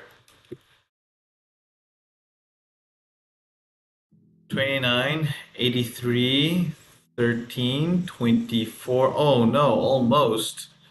Just these last two, 42 and 14. What is wrong there? Okay, so 4 and 2, that's already... Why is it 47? Okay, so that last digit has... Now the last digit has a problem.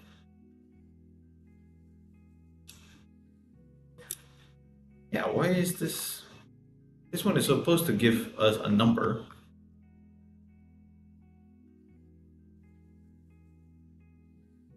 Copy. Let's run a quick test. T equals this. Okay, t minus 1 is 2. Is that not a digit? Is digit. Is digit. Yeah.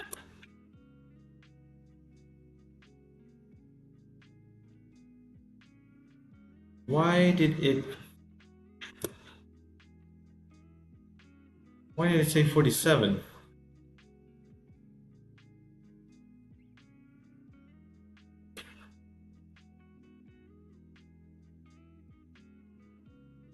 Oh, oh shoot. Okay, how do I redo? Oh shoot. How to redo it. Are you aware that 8 and 2 share a letter? Yes, I am aware. Well, hold on. How to redo in Vim. Oh, Control R. Okay. Control R. Ah, shoot. I screwed it up.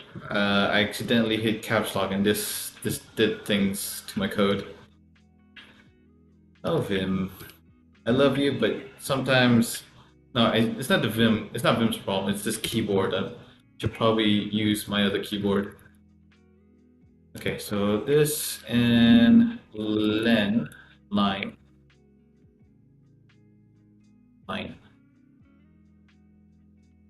save.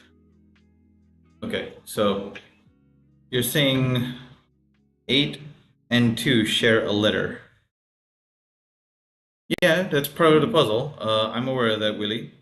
I can see what you mean, but it's saying find the first occurrence of it, and according to event of code, it's 83. So that's what it's supposed to look for.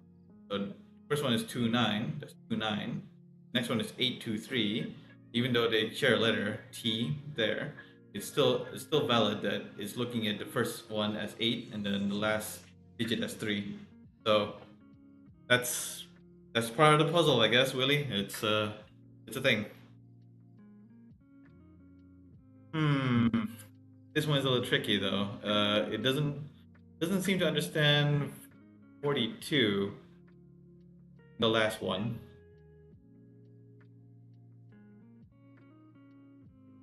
It's saying that here, this little problem. Oh wait. Ah, yes. This one. So everything else seems to work fine, but when it comes to this 42, which is the third one from the right, 76, 18, 47, it's supposed to be 4, 2, not 7. Why did it go 7? I don't know.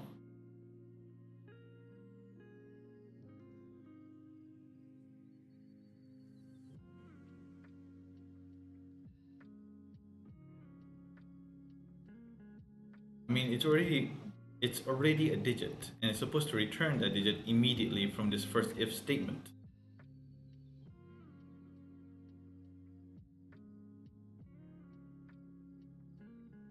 Very close. I mean, it's almost 11. Come on, I'm very close. Come on. If I can just solve these little bug, it'll be. I'm done for tonight. Ah,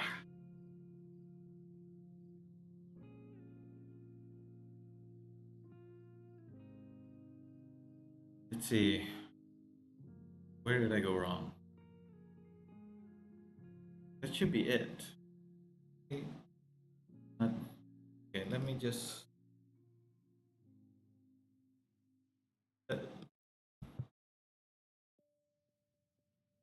Again. Let's try to run that again.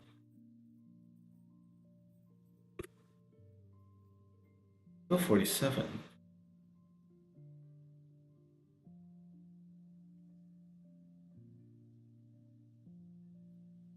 Just one. First digit is 4, definitely knows because it's digit. But why is 2? Okay, you know what? I'm just gonna make it a little bit simpler or something like that.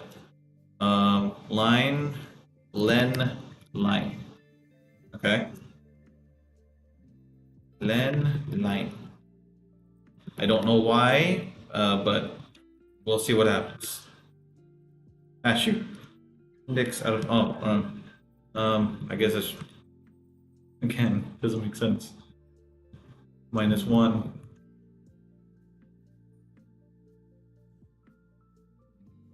It's still 47. What? What is, what? What is wrong with that if function? Python L.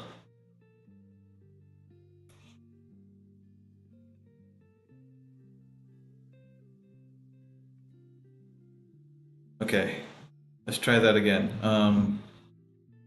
Def get last digit L. I guess X. If X dot is X minus one dot is digit print return X minus one. Okay, get last digit L.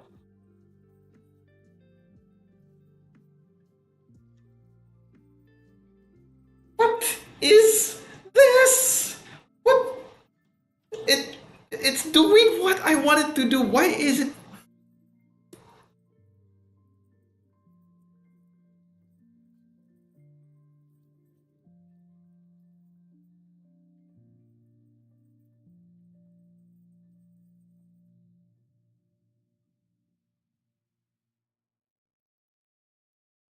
Seven. Why the heck did you do seven?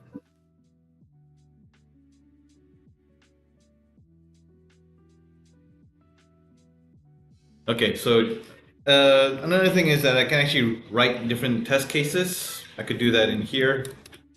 Actually, yeah, here. Test 01. Def test case 03, I guess. Self dot trebuchet equals to trebuchet test input 02 dot txt, right? Oh wait, no. If I were to start writing these test cases, it's gonna make things a lot more complicated. Never mind. Forget what I said. So going back to the trebuchet calibration. This thing is a dang.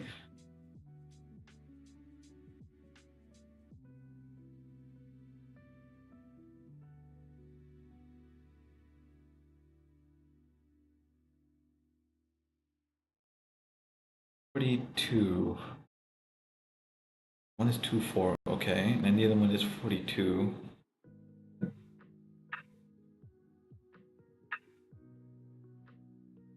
Okay, maybe if I grab this.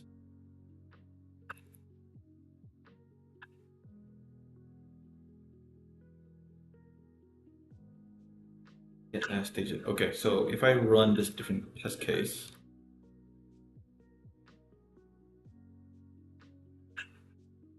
Okay, so E equals trebuchet. I guess leave it empty or even put it in there, I guess. Okay, now if I try to run t dot get last digit of that one, yank, paste. Ah, shoot, come on. And then I guess s equals that, print s. Just so I can play around with it. Python trebuchet.py. It gives me 2!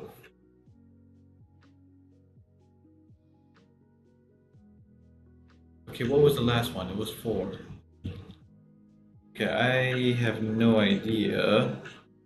But let's just force it and do first digit is equals to empty string,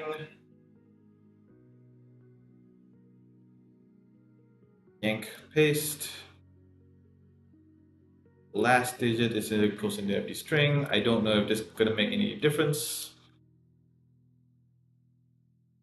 Okay, so it's clear that the last digit does work if I try to do it directly. If I try this again, input 2, yep. If I run that again, still saying 47. What's even worse, there's also 14. It's also giving me 18 on the next.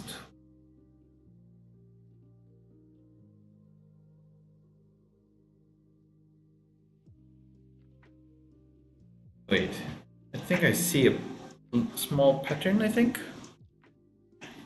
Okay, 29, 83, 13, 24, okay, 47, 18, and then the last one is 76. Okay, so everything is correct except for these two. And it's only the last digit has a problem. There's a problem with the last digit.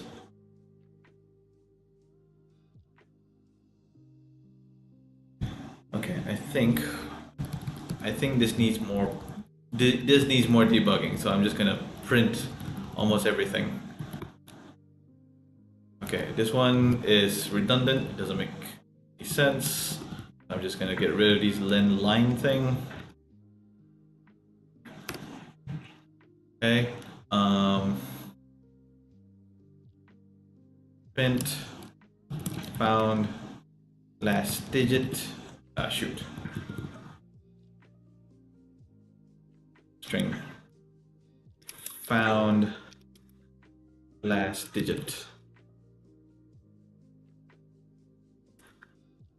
Line -1. Okay.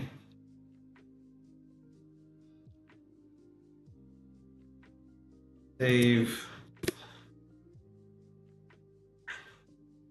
What? Save. Supposed to get last digit, right? Get first digit, get last digit. Yeah. It's not throwing all these little errors. Why?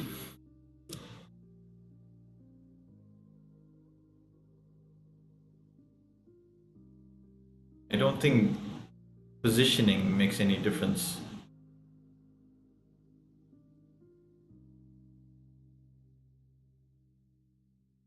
Okay, somehow it feels like it's not triggering those things.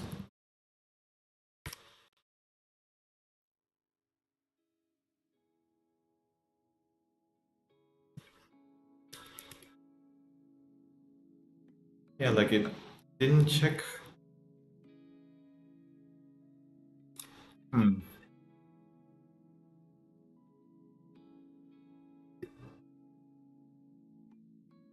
It still says 47. Okay, it has a problem with checking digits on the last one. In this one. Print line -1. I have a feeling it's gonna be stupid. If I find out that because there's a space or something, I'm gonna shoot myself. Okay, there's nothing there. Last index shows.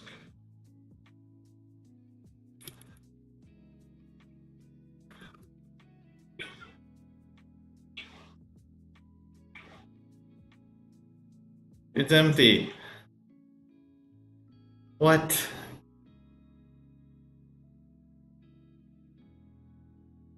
Okay, hold on. What if 2?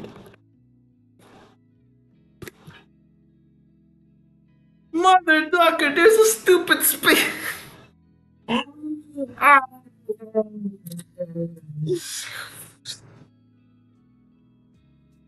There's a stupid space in there. What the hell? Strip. Okay, I just have to strip every line. What the hell? Okay, where's that? Where's the for loop?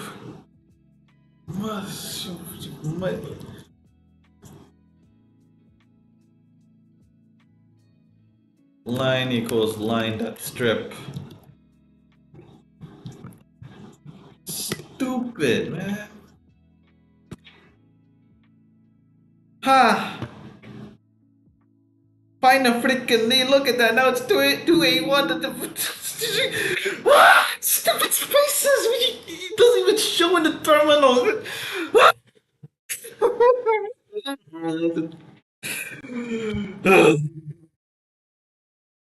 Okay. Okay. All right. All right. Okay. That's. Okay. Okay. Um. Okay. Let's see if this also passes. Day part one, day one, or something like that. Okay. So get rid of this. Okay. Let's see. Let's see how well this fares. Ah, come on. Come on. Cut. Save. Oh, and do I need a new puzzle input? Yeah, it hasn't changed. Okay, good. Okay, so input.text. Okay, let's run the little test script. Unit test. Ran, but it failed. Huh? Doesn't see it. Test input 02. Oh, it's okay. I'll just change it to 2. Okay, and run that again.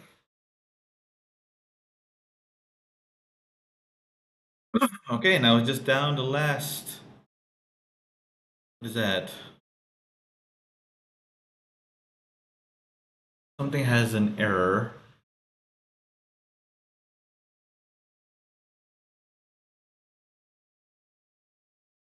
Can't find first digit and last digit.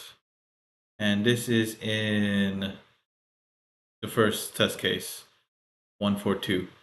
It did not equal to 142. Right, I didn't put doctrine in here. Check if the test data returns the sum of 2A1. Ah.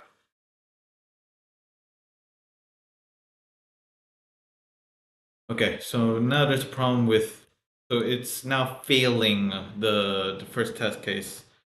So if I can fix that one, then I'll be a little bit happy to actually commit this.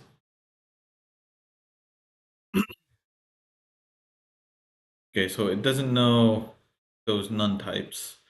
Okay, so the test input 1 was.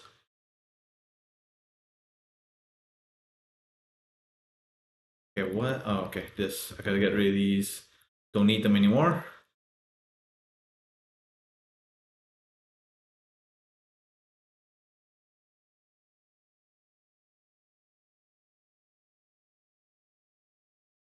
Someone pass me a gun for that stupid spacing thing. What the hell? Stupid text file. Um, test input text. Okay, so none of those are actual words. So it's gotta be actual numbers.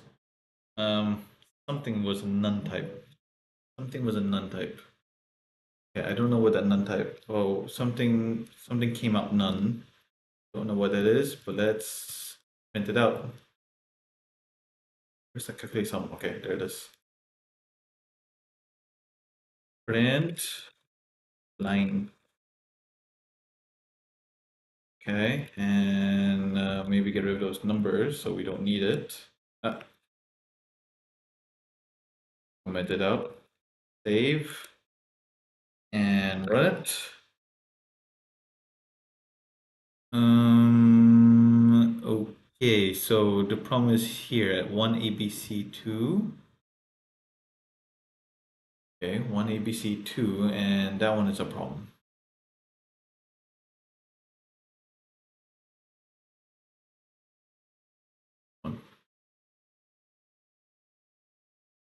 Oh no, it's not it. It's something else.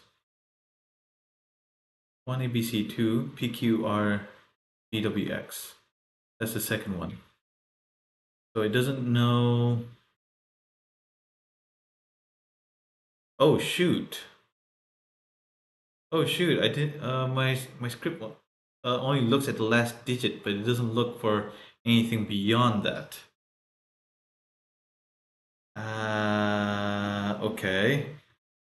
So I guess close. It's close. I just need to keep going. Return line -1. And then after this, after it does all this, and if last key,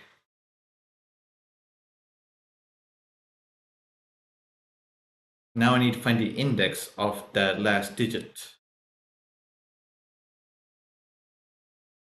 I just need to find the index of that last digit.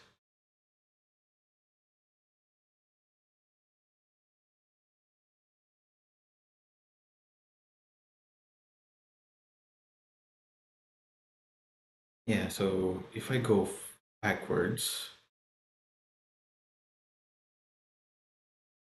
so I should do this for character in line.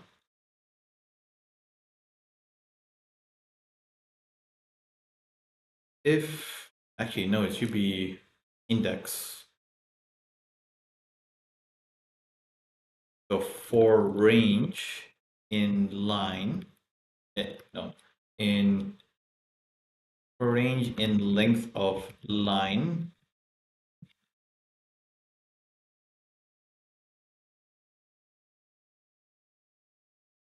length of line to 0, -1. So I'm going backwards, indexing by 1.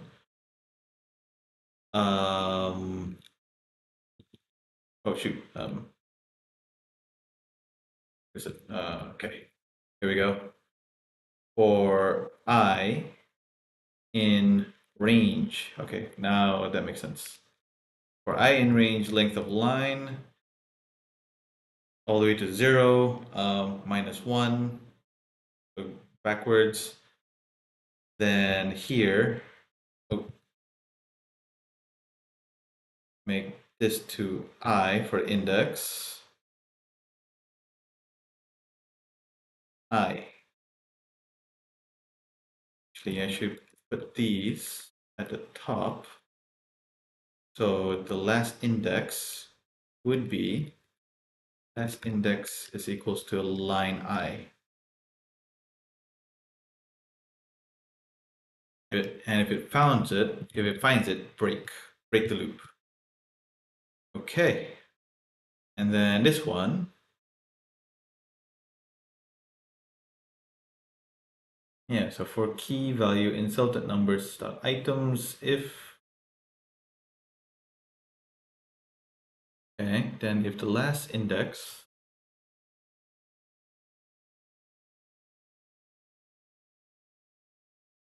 yeah, so the first one will check by the digit. The second part will check by the string. Oh, the music stopped. Okay, I'm almost done. I just want to make this perfect. Well, sort of. So it can handle for both part 1 and part 2. Last key equals key. Okay, so for key value in self.numbers items, line define the key in the length of line. If line define key is greater than the index, then put that in. Then put it a key. Okay, that's good. I should probably apply the same thing to the first index thing.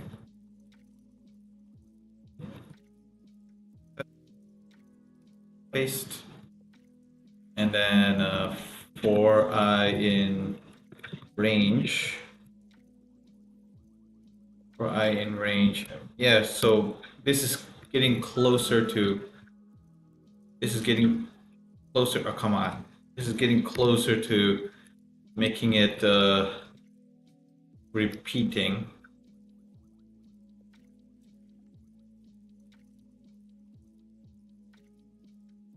So this one, the index would be first index.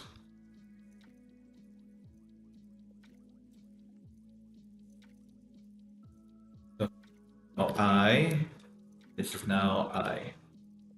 Okay, so it starts from 0. If line 0 dot is digit, then first index is that. And it keeps going until that happens, then break. Wait, did I put a break in the if loop? No. Nearly made the mistake. Okay, so this one can go to 0.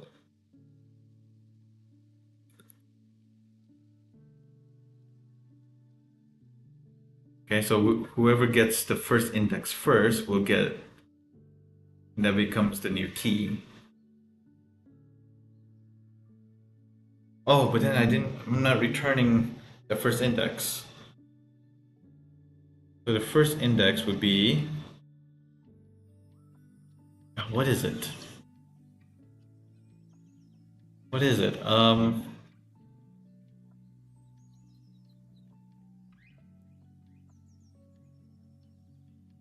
So if I found it by the index, oh, put the key, put the value as the key. So the index is I. Ah, shoot, undo.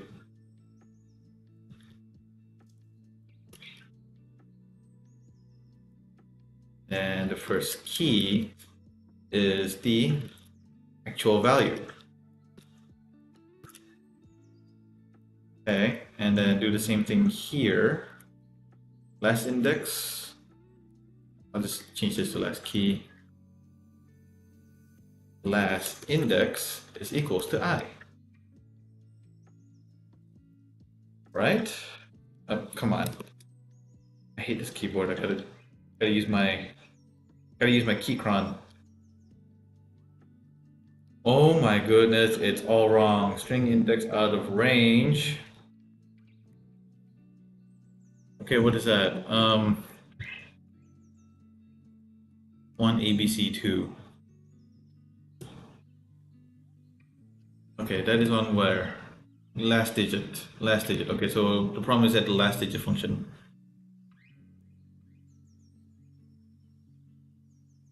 1?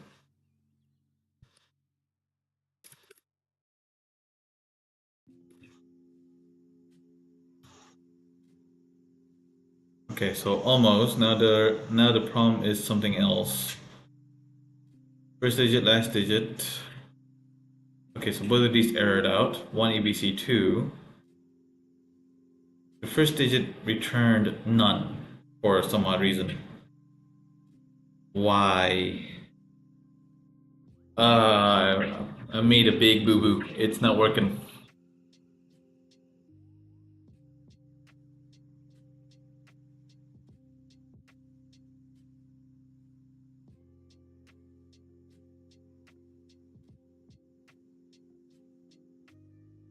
So the first digit of what?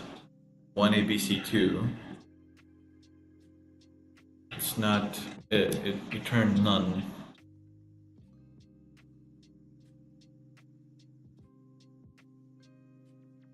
Last key. Ah, okay, because it's not it's not a number. Not a that's why. Okay, okay. How do I reverse? How to reverse map? Or how to find the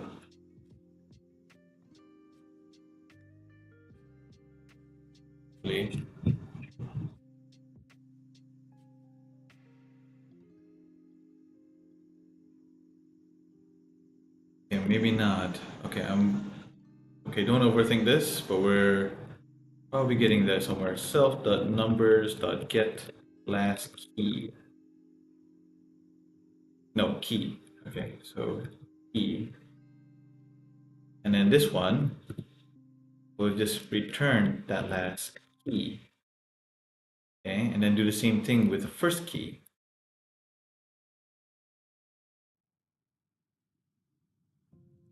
Self.numbers.get first key. Sorry, key. And then this return first key. Because we want just the number.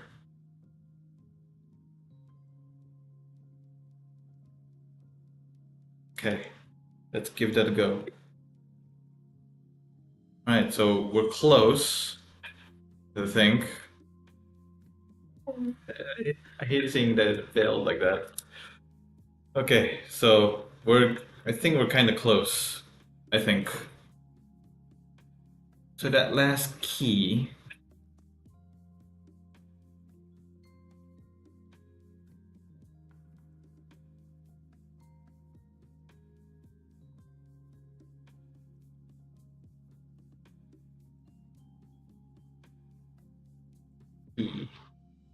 no, it should be the value.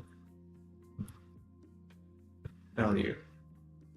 Okay, and this one should also be the value.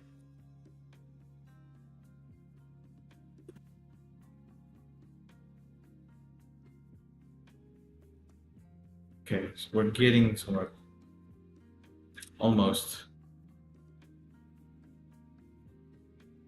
So the first key is the actual digit into a number format string.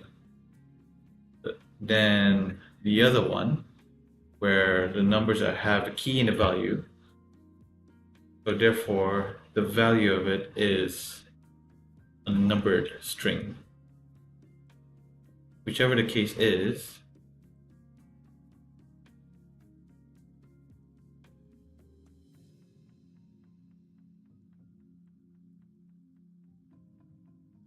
okay, good. I think I got it.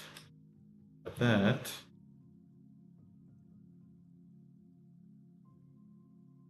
Maybe get rid of this.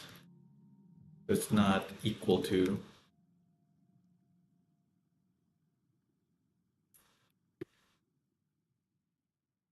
Nope, that made it worse. Okay, so got the line.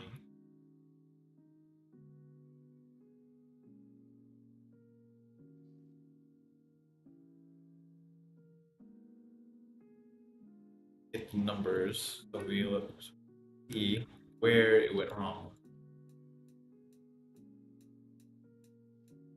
That is very far. Ah, none of that is correct.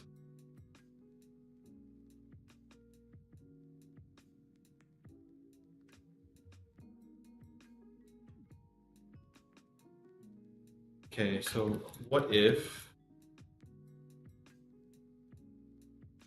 Hold on, what did I do for my dictionary? Yeah, they're all strings. So the numbers returns that number as string.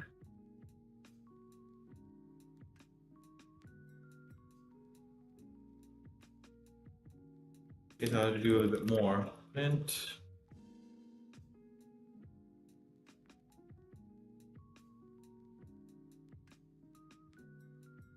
first digit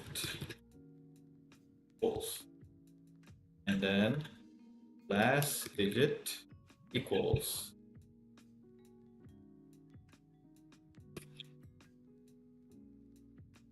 Yeah, there we go. Okay, so a lot of the first digits are empty.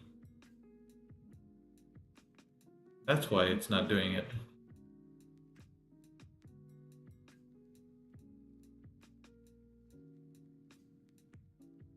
Let's print the line with it. So line equals.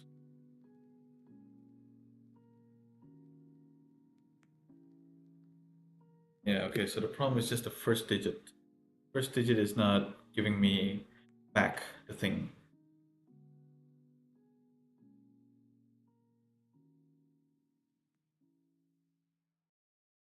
so 219. First digit is supposed to be a 2, but it's not picking that up. Okay. Is it because I removed that equal sign?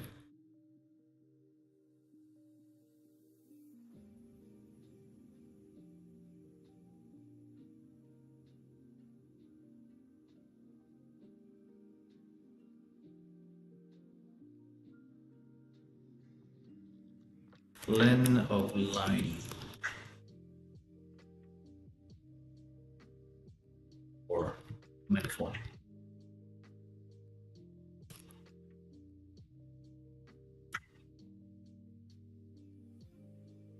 Okay, so now I got it. I got a 2, 9, I got 8. Ah, but then no.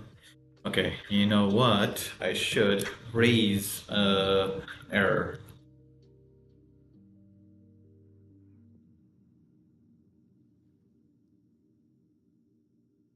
If last key is an empty string,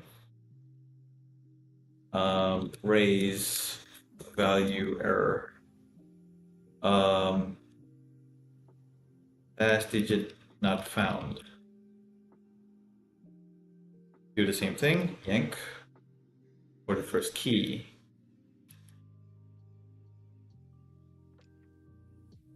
First digit not found.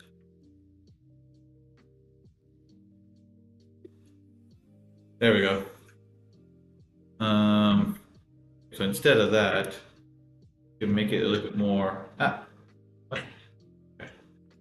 I should do a little bit more. Let's say, comma, line.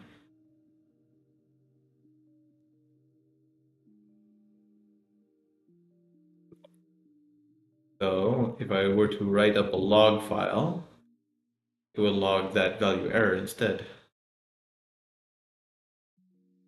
All right, so now it's a little bit clearer. So I can see what failed. 823, 1 ABC2.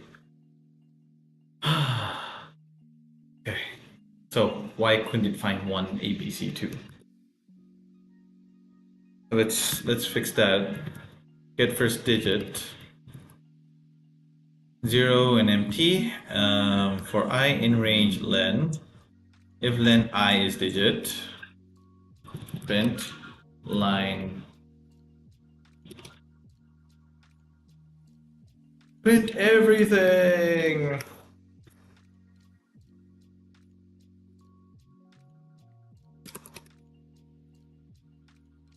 This is gonna get noisy.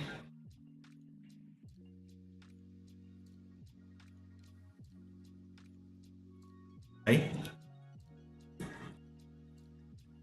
Didn't I go through the for loop?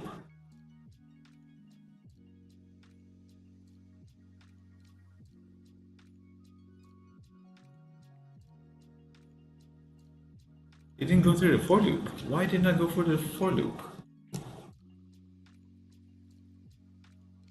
Range, length of line. Am I doing this right? Python. Line is equals to 1 ABC 2. Okay. For I in range, length of line. Damn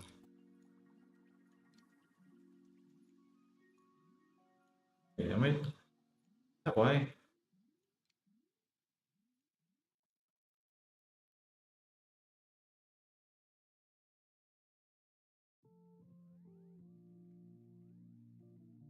Print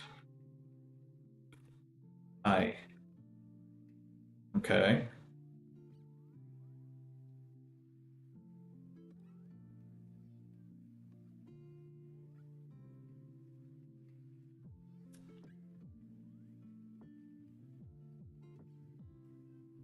All right, first one is successful again. Yay, got my first test case correctly in. Now the second one, the last digit, has a problem. Okay. Okay. So what's wrong with this one? 823, last digit not found. We couldn't find 3.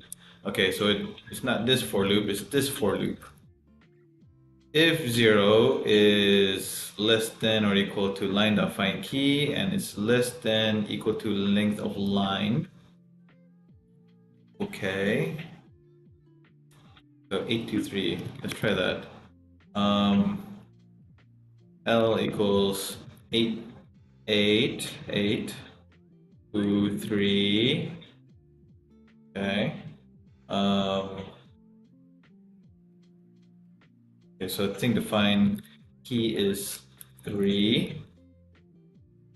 If if L.find key is less than length of L, print key.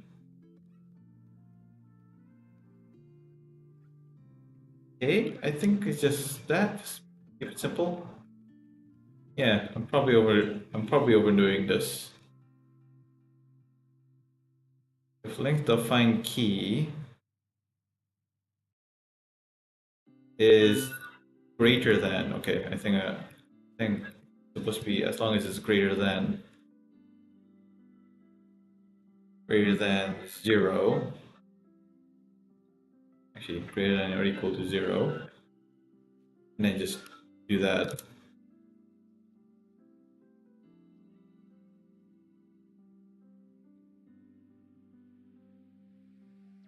Dude, come on.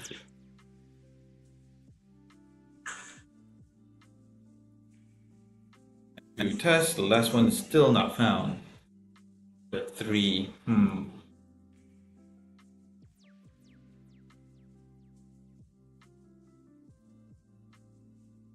Oh, okay, so it should now be greater than or equal to... Actually, no, it should be. Line.find key is greater than or equal to last index.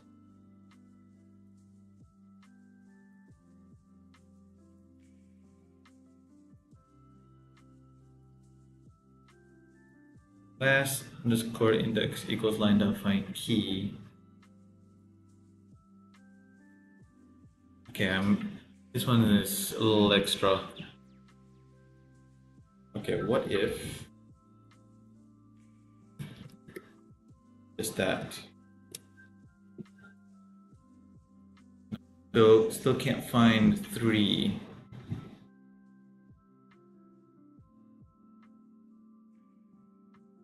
Okay. All right. 0.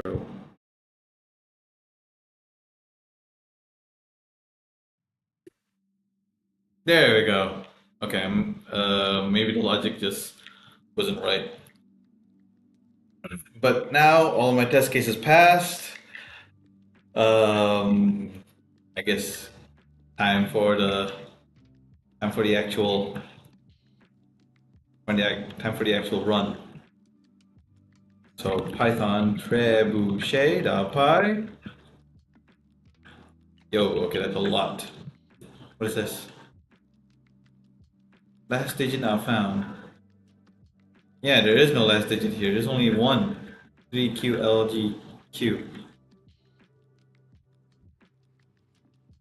Okay, well, it's we're getting somewhere. Okay, so no need for those one-liners. Now we'll just do this one. Okay, so get last digit, get first digit. Okay, so the problem here is it has a problem with getting the last digit. Okay, so get last digit, and it's just the digit.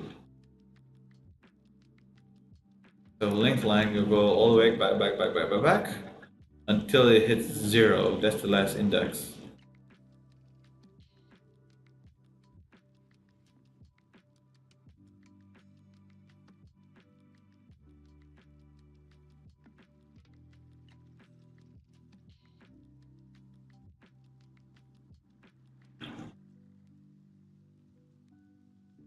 Yeah, now I just need to figure out how to get that last index. If it's just, oh, well, so the last index for this particular digit, 3QLGQ, none of those are valid numbers. So we're only looking at the digit.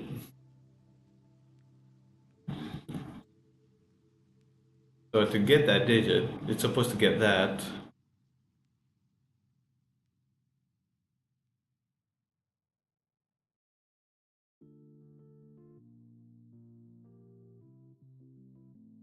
But somehow it didn't do it.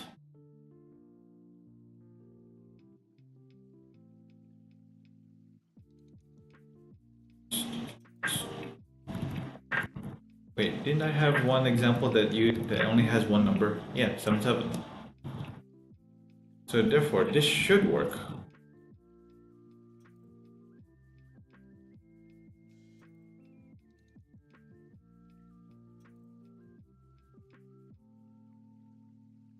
Print line I. Wait, F.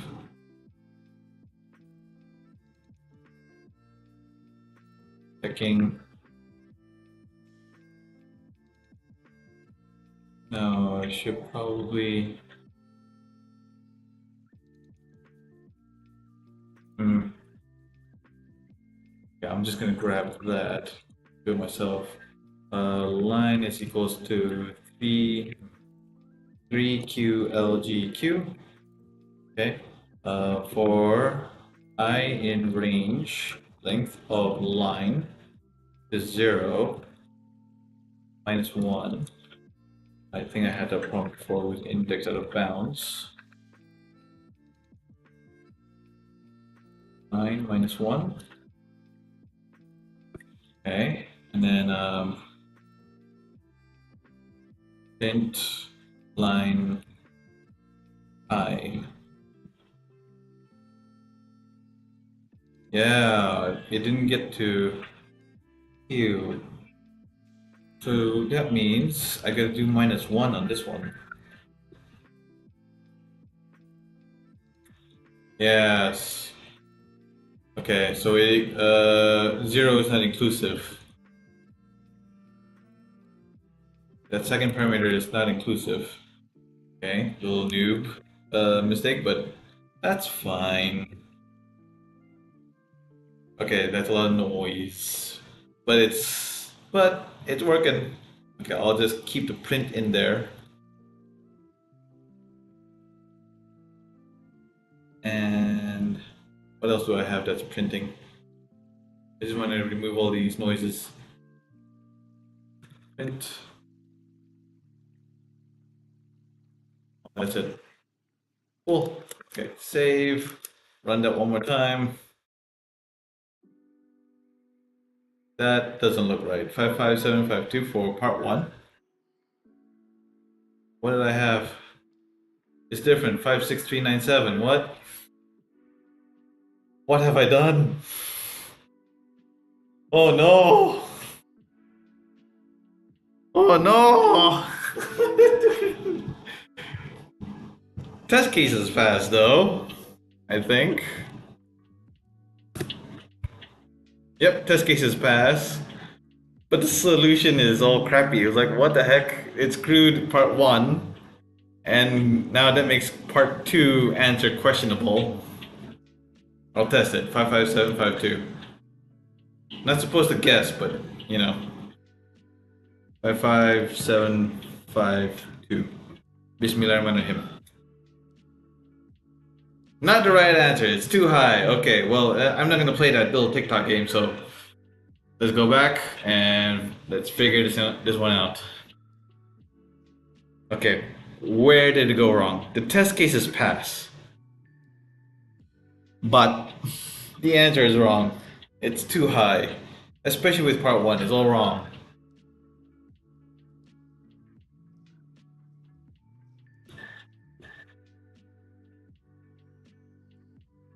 Oh, man. Okay, so Then actually no.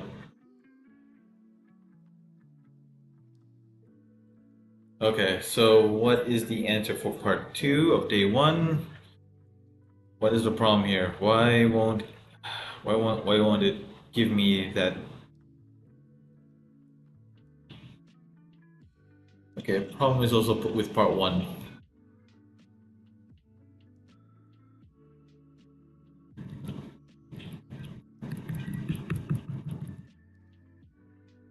Part one is so crazy easy. Part two just suddenly made it extremely difficult. What the hell?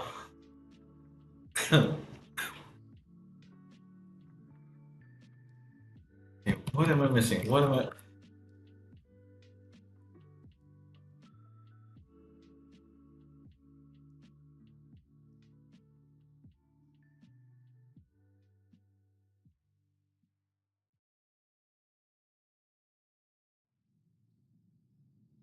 Okay, so let's comment that.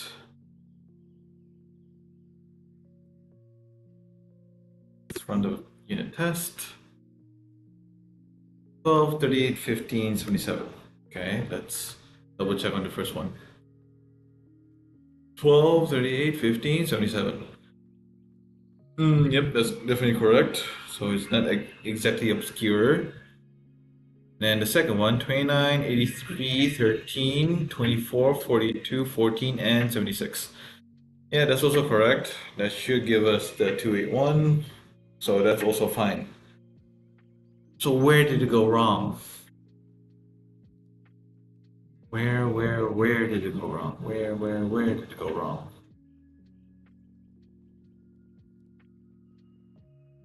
What is the sum of all of the calibration values?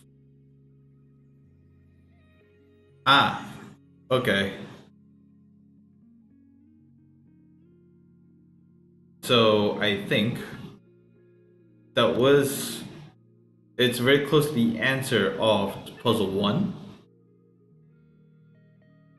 Wait, what's the value? 55752. But because I'm dealing with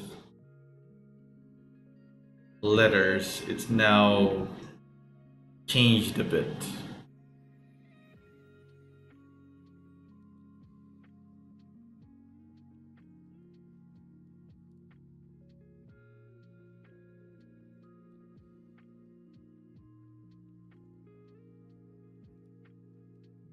Okay, so I don't need to call it twice. Just need.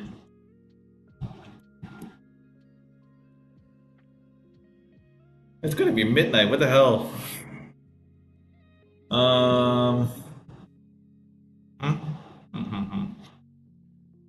The length of line. No. Okay. So first, okay. So I don't know what to change here. I don't know what to change here.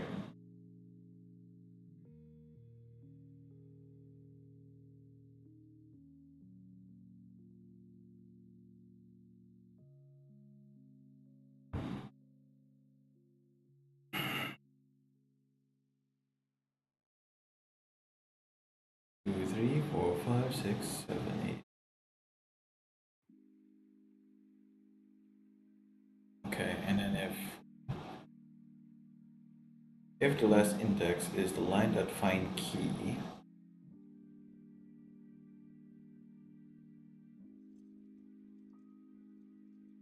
then last key value.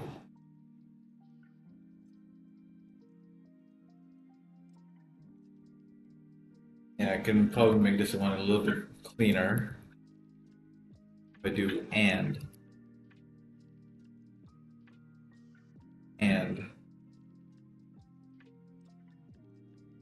Okay. We do the same thing with the first if statement. And.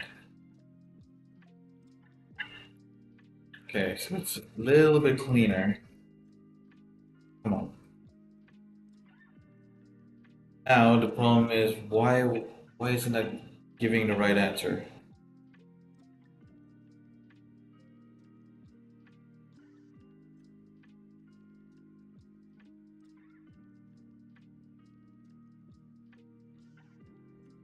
So for I in range, length of the line, length of the line, does it go all the way to the end? That's another question.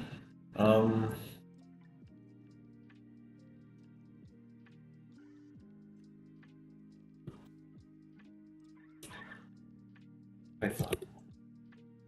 Let's say T is equals to I don't know, 1 ABC2, or I in, actually, change that. T is equals to ABCDE2. Let's say the first and last digit is the number 2. So for I in range, length of T, print T I. Okay, so it does. It will cover all of it, all instances of it. And is it the words?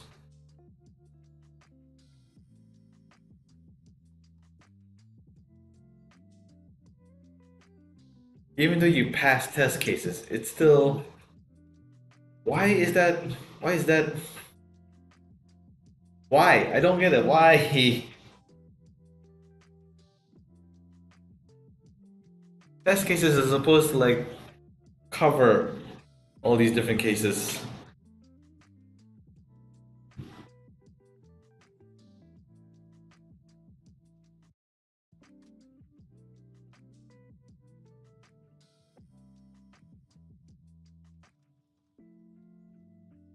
Am I missing? It's too high, it said. But what do I need to change?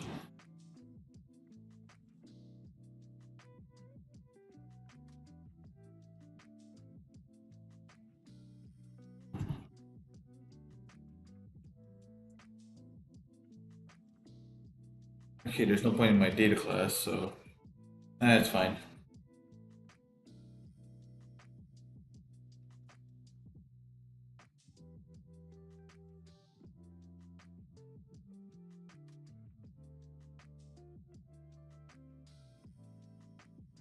Numbers out of pen, in first digit, last digit. For single digits case, do you include it or omit it? What do you mean? It's included.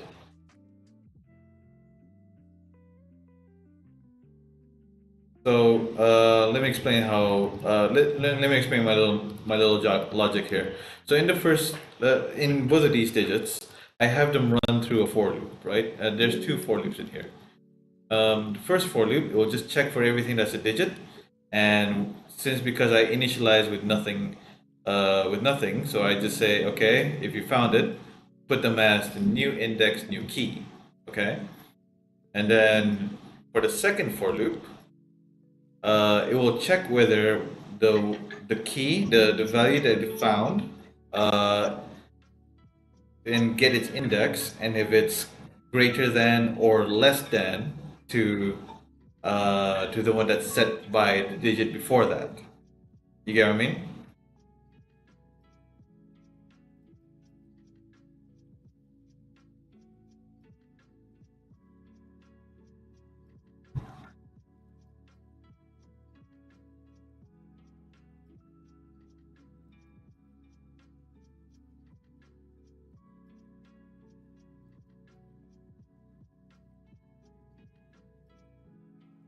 Check line 283.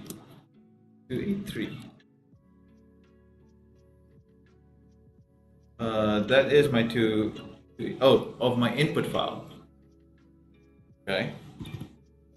283. All right, so I can see, okay, so the first digit is 4, the last digit is 7. So I'm not sure what you're trying to say there, Willie, but I can give that a try. Oh, you mean a test input, okay. There is an 8-2 at the end of the line. Is your code actually getting that 2?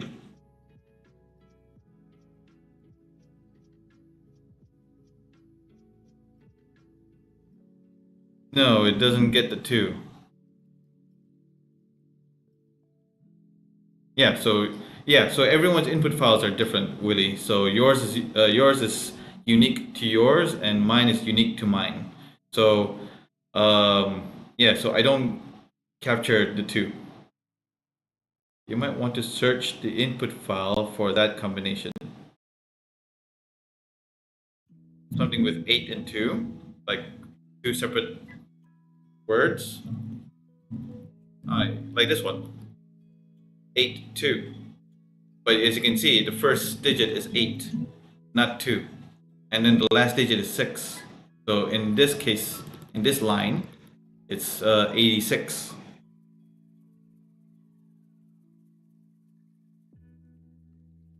Oh, you want me to find one that has the 2 T's?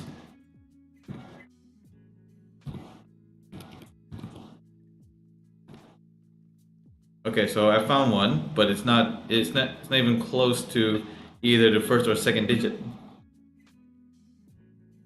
At the end?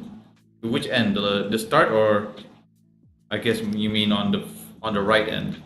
Um, so 8 2.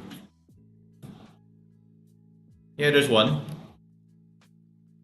So there's a 2 and there's a 9. So this should give us 92. So if I yank this and try to run a little test, um, from trebuchet, import trebuchet. Okay. Oh, should I still load the file? Why not? T equals trebuchet input.text. Okay. So I'm just putting it in there, but I just want to use those functions. So L equals this. Okay, so this one has the 82, Willie. So we can use 82 with one T on the end of the line. Oh, that's what you're trying to say. Okay. 8 2. Nope, it doesn't seem to be. Let's try again. 8 2. Nope. It's not there on the. There's no 8 2 on the right side. Right end of the line. So let's try the start of the line 8 2. Nope. Also not there. So I don't have 8 2 like shared one shared character. So it's not my so that's not the issue. So what I could do, and this is gonna be a little bit crazy considering how many lines this is, 1,000 lines, is to go through one by one, eyeball it, and see where it goes wrong. Oh, it's definitely not bugging me at all. As you can see, I'm running test cases, and I've got all those test cases passed exactly to those scenarios. So just throw me a chocolate, Willie. I could use one, and my brain is slowing down. Um. Okay, let me see. That's okay. That's what I'm gonna do. I will go crazy on this bit. The numbers. Yeah, print the numbers.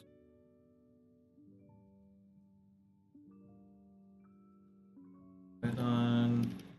Okay. All right. Time to start eyeballing. Okay, do I just go random or just go from the bottom? Let's go from the bottom. All right, the last one, 9 and 9. Okay, 7 and 8. Okay, next one, blah blah blah blah blah, 6. Okay, and the last one is 4. Got it. Next one is the last digit. We can clearly see it's a 4. Oh, and this one also the first digit is a 4. Okay. This one. It's 74. Okay, this one is 7. Ah, you see? You see, there's the problem. This thing, this thing has a problem. Okay, so I think there's a problem with the digit thing or indexing of where which one comes first or later, 4 or 7. Okay, so my last digit is the screw up. This one 6. That's fine. That's 9. Okay, at least we found one problem. Okay, I'll just grab this as a good test case. Python p equals trebuchet. From trebuchet import. Actually, I can't do these imports yet. I'll just put it there. Okay. I can imagine it was. Oh, I guess. Okay, so last digits. Okay, so I think my little okay, so if it found the 4 and it put its index.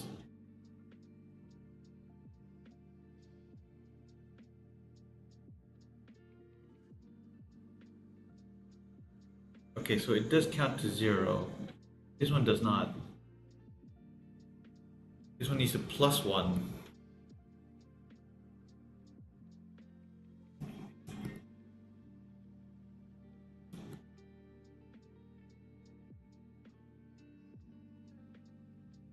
Okay, and this one should also be +1.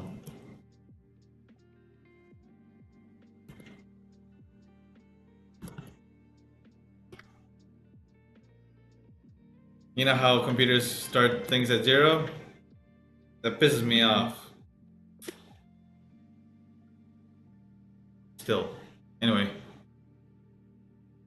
74? No. This one. 737. Oh, this is the problem. Supposed to be 7 and 7.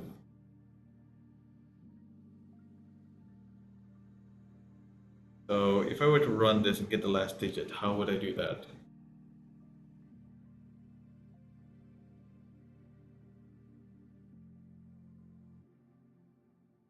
Okay, so let's ignore these for now. Okay, so t dot get last digit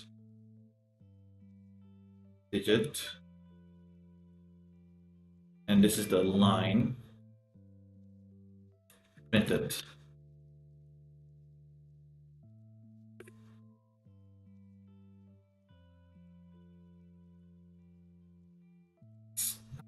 Or it's supposed to be 7. Okay, why that, huh?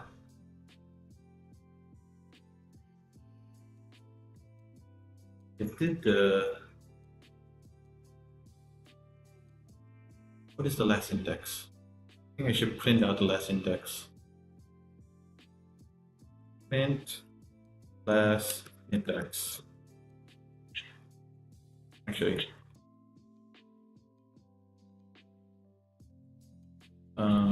print last index.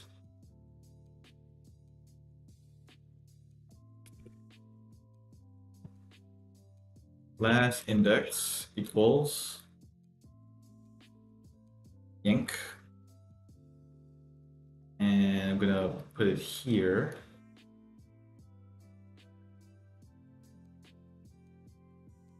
Ink. It's okay, let there be 3.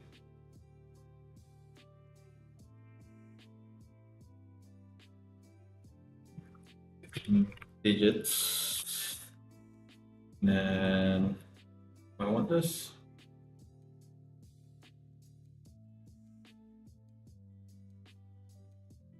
Because the find key, if I do the 7, okay, so if I try that again, Python, then the line is that thing. Ah, shoot. 7, 3, 4, 4, come on, 4, 7. Okay, now if I try to find it, so the key is 7. So L dot find key. Oh, because there's two of them. Oh shoot, there's two of them. Ah. So it will take the first one. It doesn't care about the second one. Ah.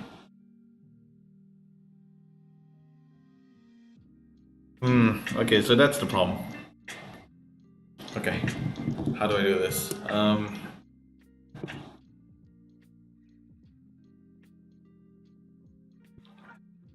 So 7. Wait, how do I? What am I supposed to Google for?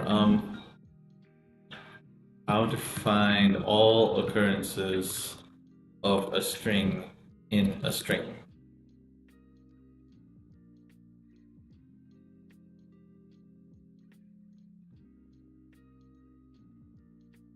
Find all. I don't want to use regex. I like regex, it's fine, but I think it's sometimes an overkill. Hold on. Okay, that's regex, but there's find all though. Okay, let's try that. L dot find all key. Nope, there's no such thing. What is that? What's find all? Oh, okay. There's no such thing. The perfect world there has to be. Oh, okay. That's just what OP wants.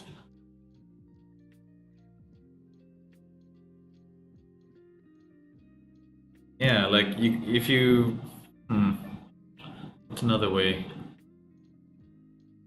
All occurrences of a substring. Okay, there starts with and find iter,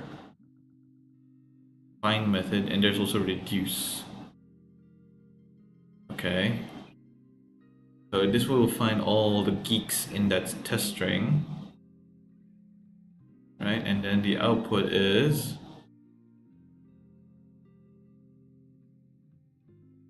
oh, that's one way. Oh, but then it's going to be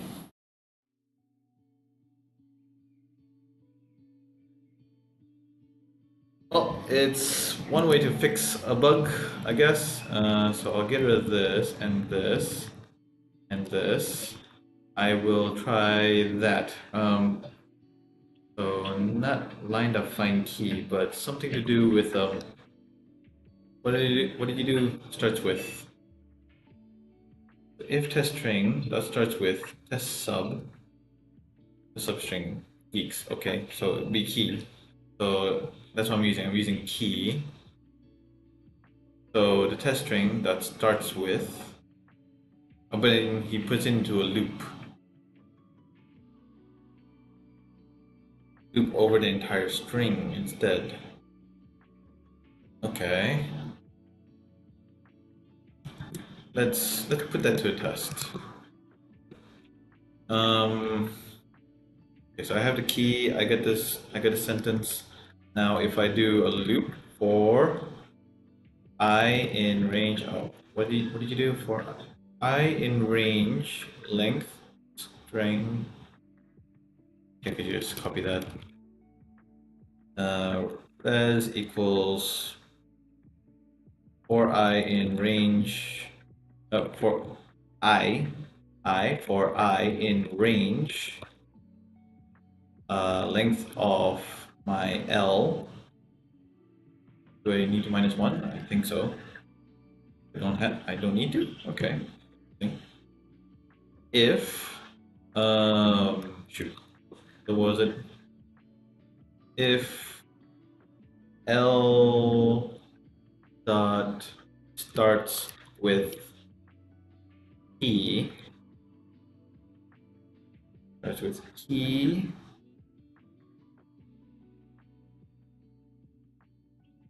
comma, okay, starts with key I.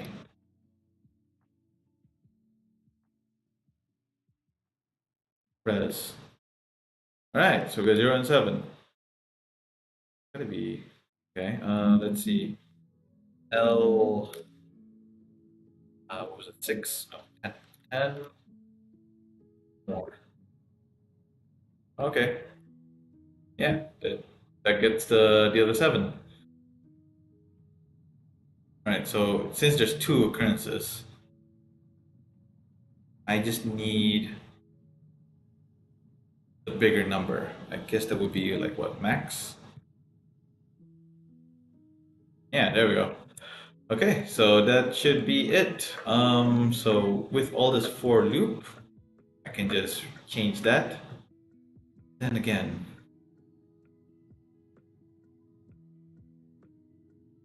okay, so it's no longer a find key, but the max value. Okay, so I gotta now change this.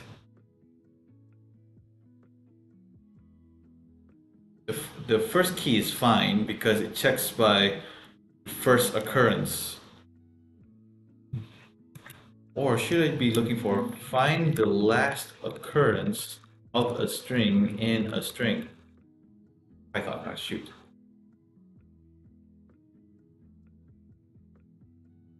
I mean, instead of me doing max again, R index. R index. What the heck? This is easier. I don't need to do that looping thingy. Okay, let me just do a quick test. Res equals what was it? L dot R. What's the thing? R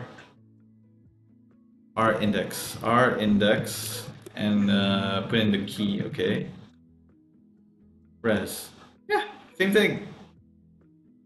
Can you just reverse the line and find the first digit again?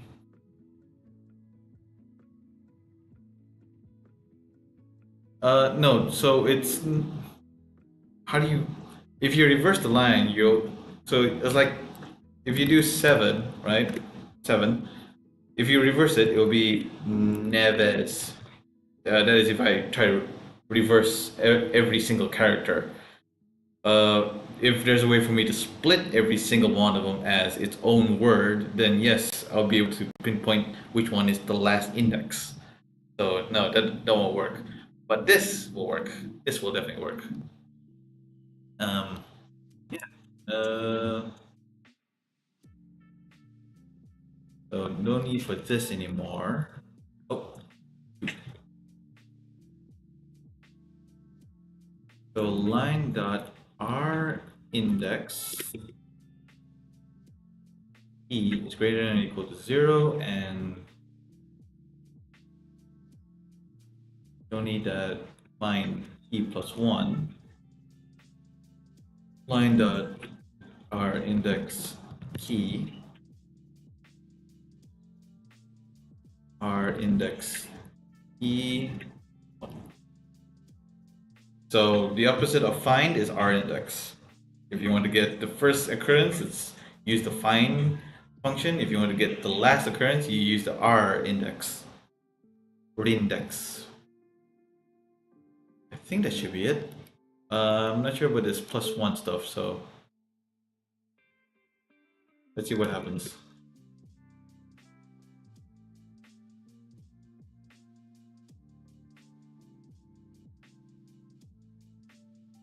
Substring not found.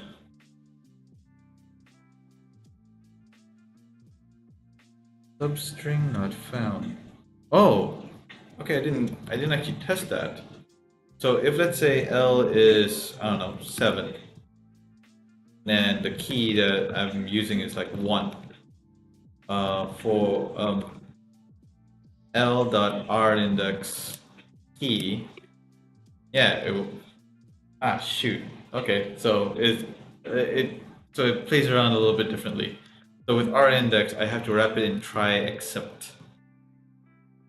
Where are you? Okay, there you are. So try.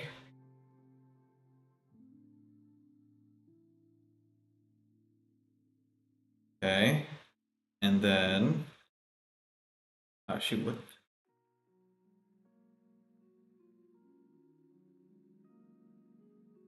are you? Test digit. There we go. Here. Yep. Oh, come on.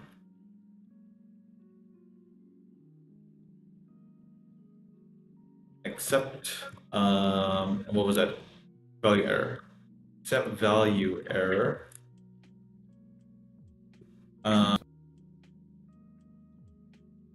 So but this one doesn't matter anymore.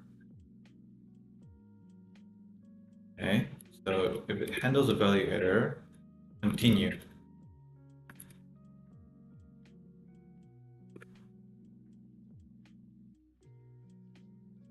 Oh, it's midnight.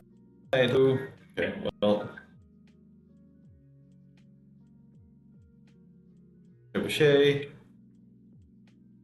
No, right. Because I'm running tests. Okay, so that works. So like that, get rid of these. Let's see if that gives us a better answer. 55701. What did I answer?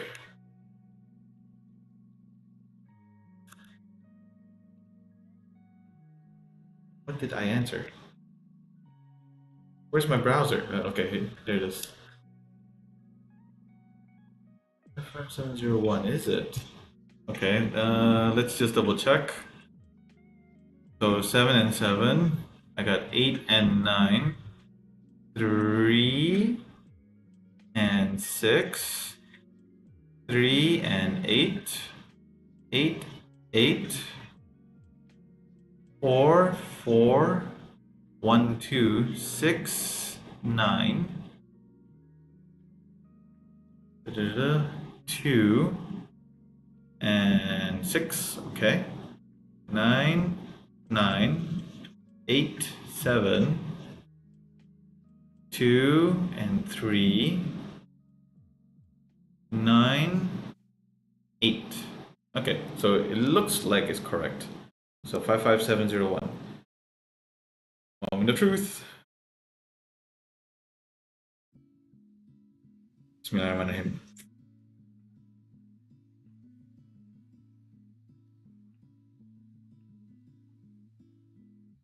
Yes! Day 1 complete. Even though the part 1 is screwed up, that's fine. I'm done. It's done. It's done. I'm done. Damn it, Day 1. Thanks, Daniel. You can share this victory. Sure, why not? Share it on Twitter, Mastodon. Mastodon. Hey, if you guys are on Mastodon, you can feel free to join me. You can just find me at Koyum at fostodon.org. You can also find my social links at my Buy Me a Coffee site. So feel free to go there and find more info about me. I'll share it on Twitter just because I'm happy.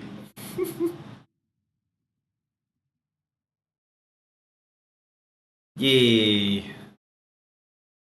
Oh dear goodness. Okay, so git status, git add. Actually, before I run that, I want to do the unit test just to see if it still passes. Okay, good, it still passes. Thank goodness. Let's just comment those so it doesn't. So people won't be like, hey, why is it so messy? Because, if you want all these little debugging breakpoints, it's all there. But you won't get the actual answer for part 1, so I'll just have to comment that out. And maybe put a little comment in here. Code has been changed to fit for part 2 and no longer is valid for part 1. Just focus. Yeah.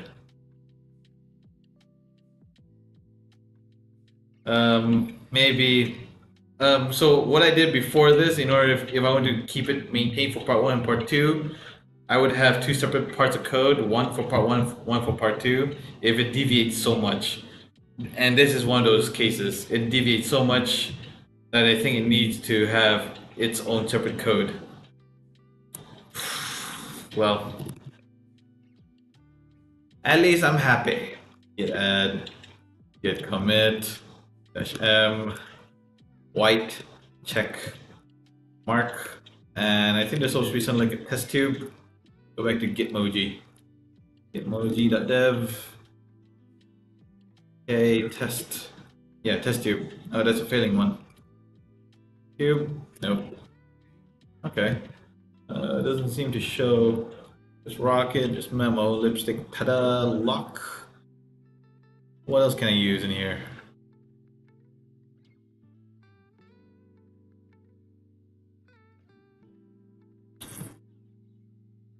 Introduce breaking changes. I mean, that's correct, I guess. Boom. Broke part one. Solve part two. It's accurate. Git push. Dang it. Git push. View origin 2023.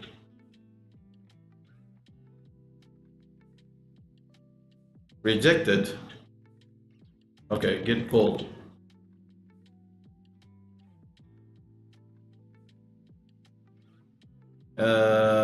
What is it? Git pull, origin, main.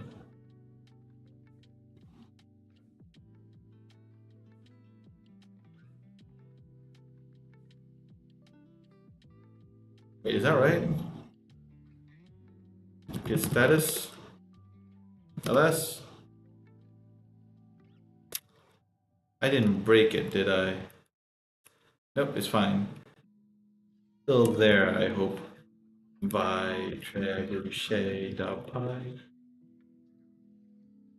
Open readme only.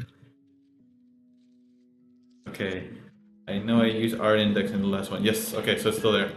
Okay, so changes are still there. Somehow I'm not able to git push this into it. The status, there's nothing to commit. Git push. Git push. Set upstream. Origin 2023.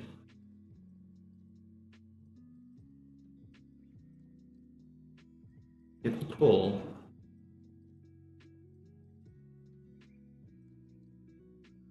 None fast forward, okay. Set upstream.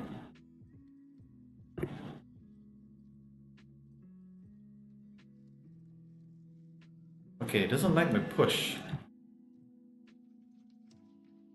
Can I just fast forward these things?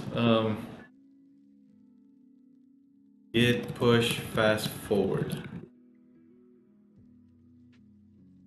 No, just give me the command. I don't care. Just give me the command. 8. No, that's a tutorial. I don't want a tutorial. Git merge fast forward? No. Yeah, this is the one.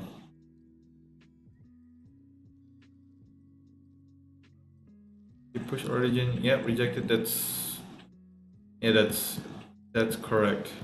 Okay, so git fetch, git rebase. Okay, git fetch, git rebase. Git rebase. Main.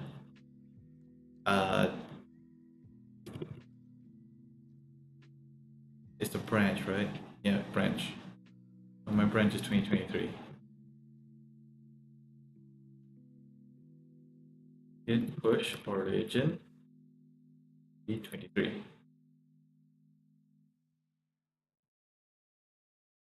What?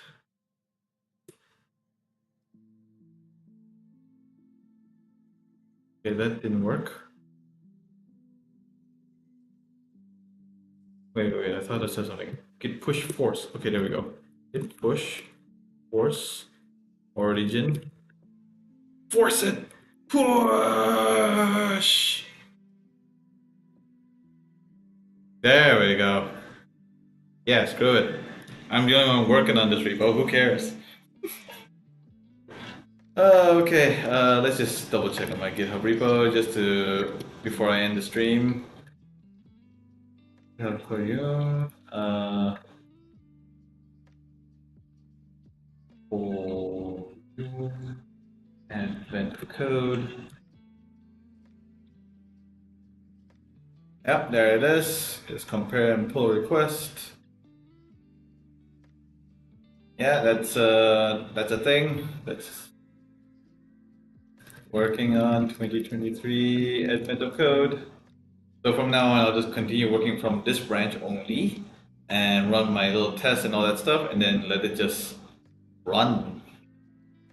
Approval not required. Has no. Yep. Okay, so let this run for its unit tests.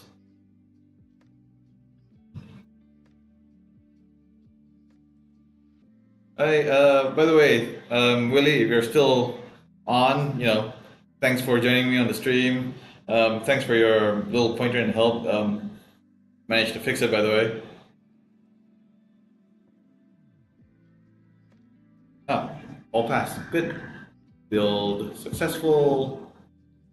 Test is also successful, so I can actually merge this, but I'm not gonna. So yeah, all good.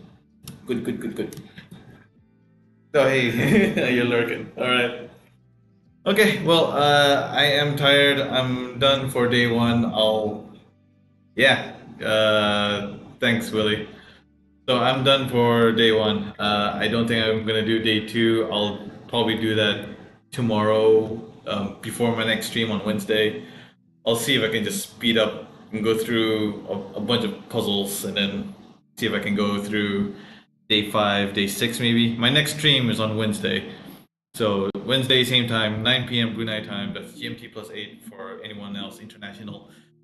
So, yeah, just 2 stars down, 23 stars more to go. Oh boy. That's a good reindeer. Anyway. Alright, I'm ending the stream here. Thank you all for joining. See you all next stream on Wednesday. Bye.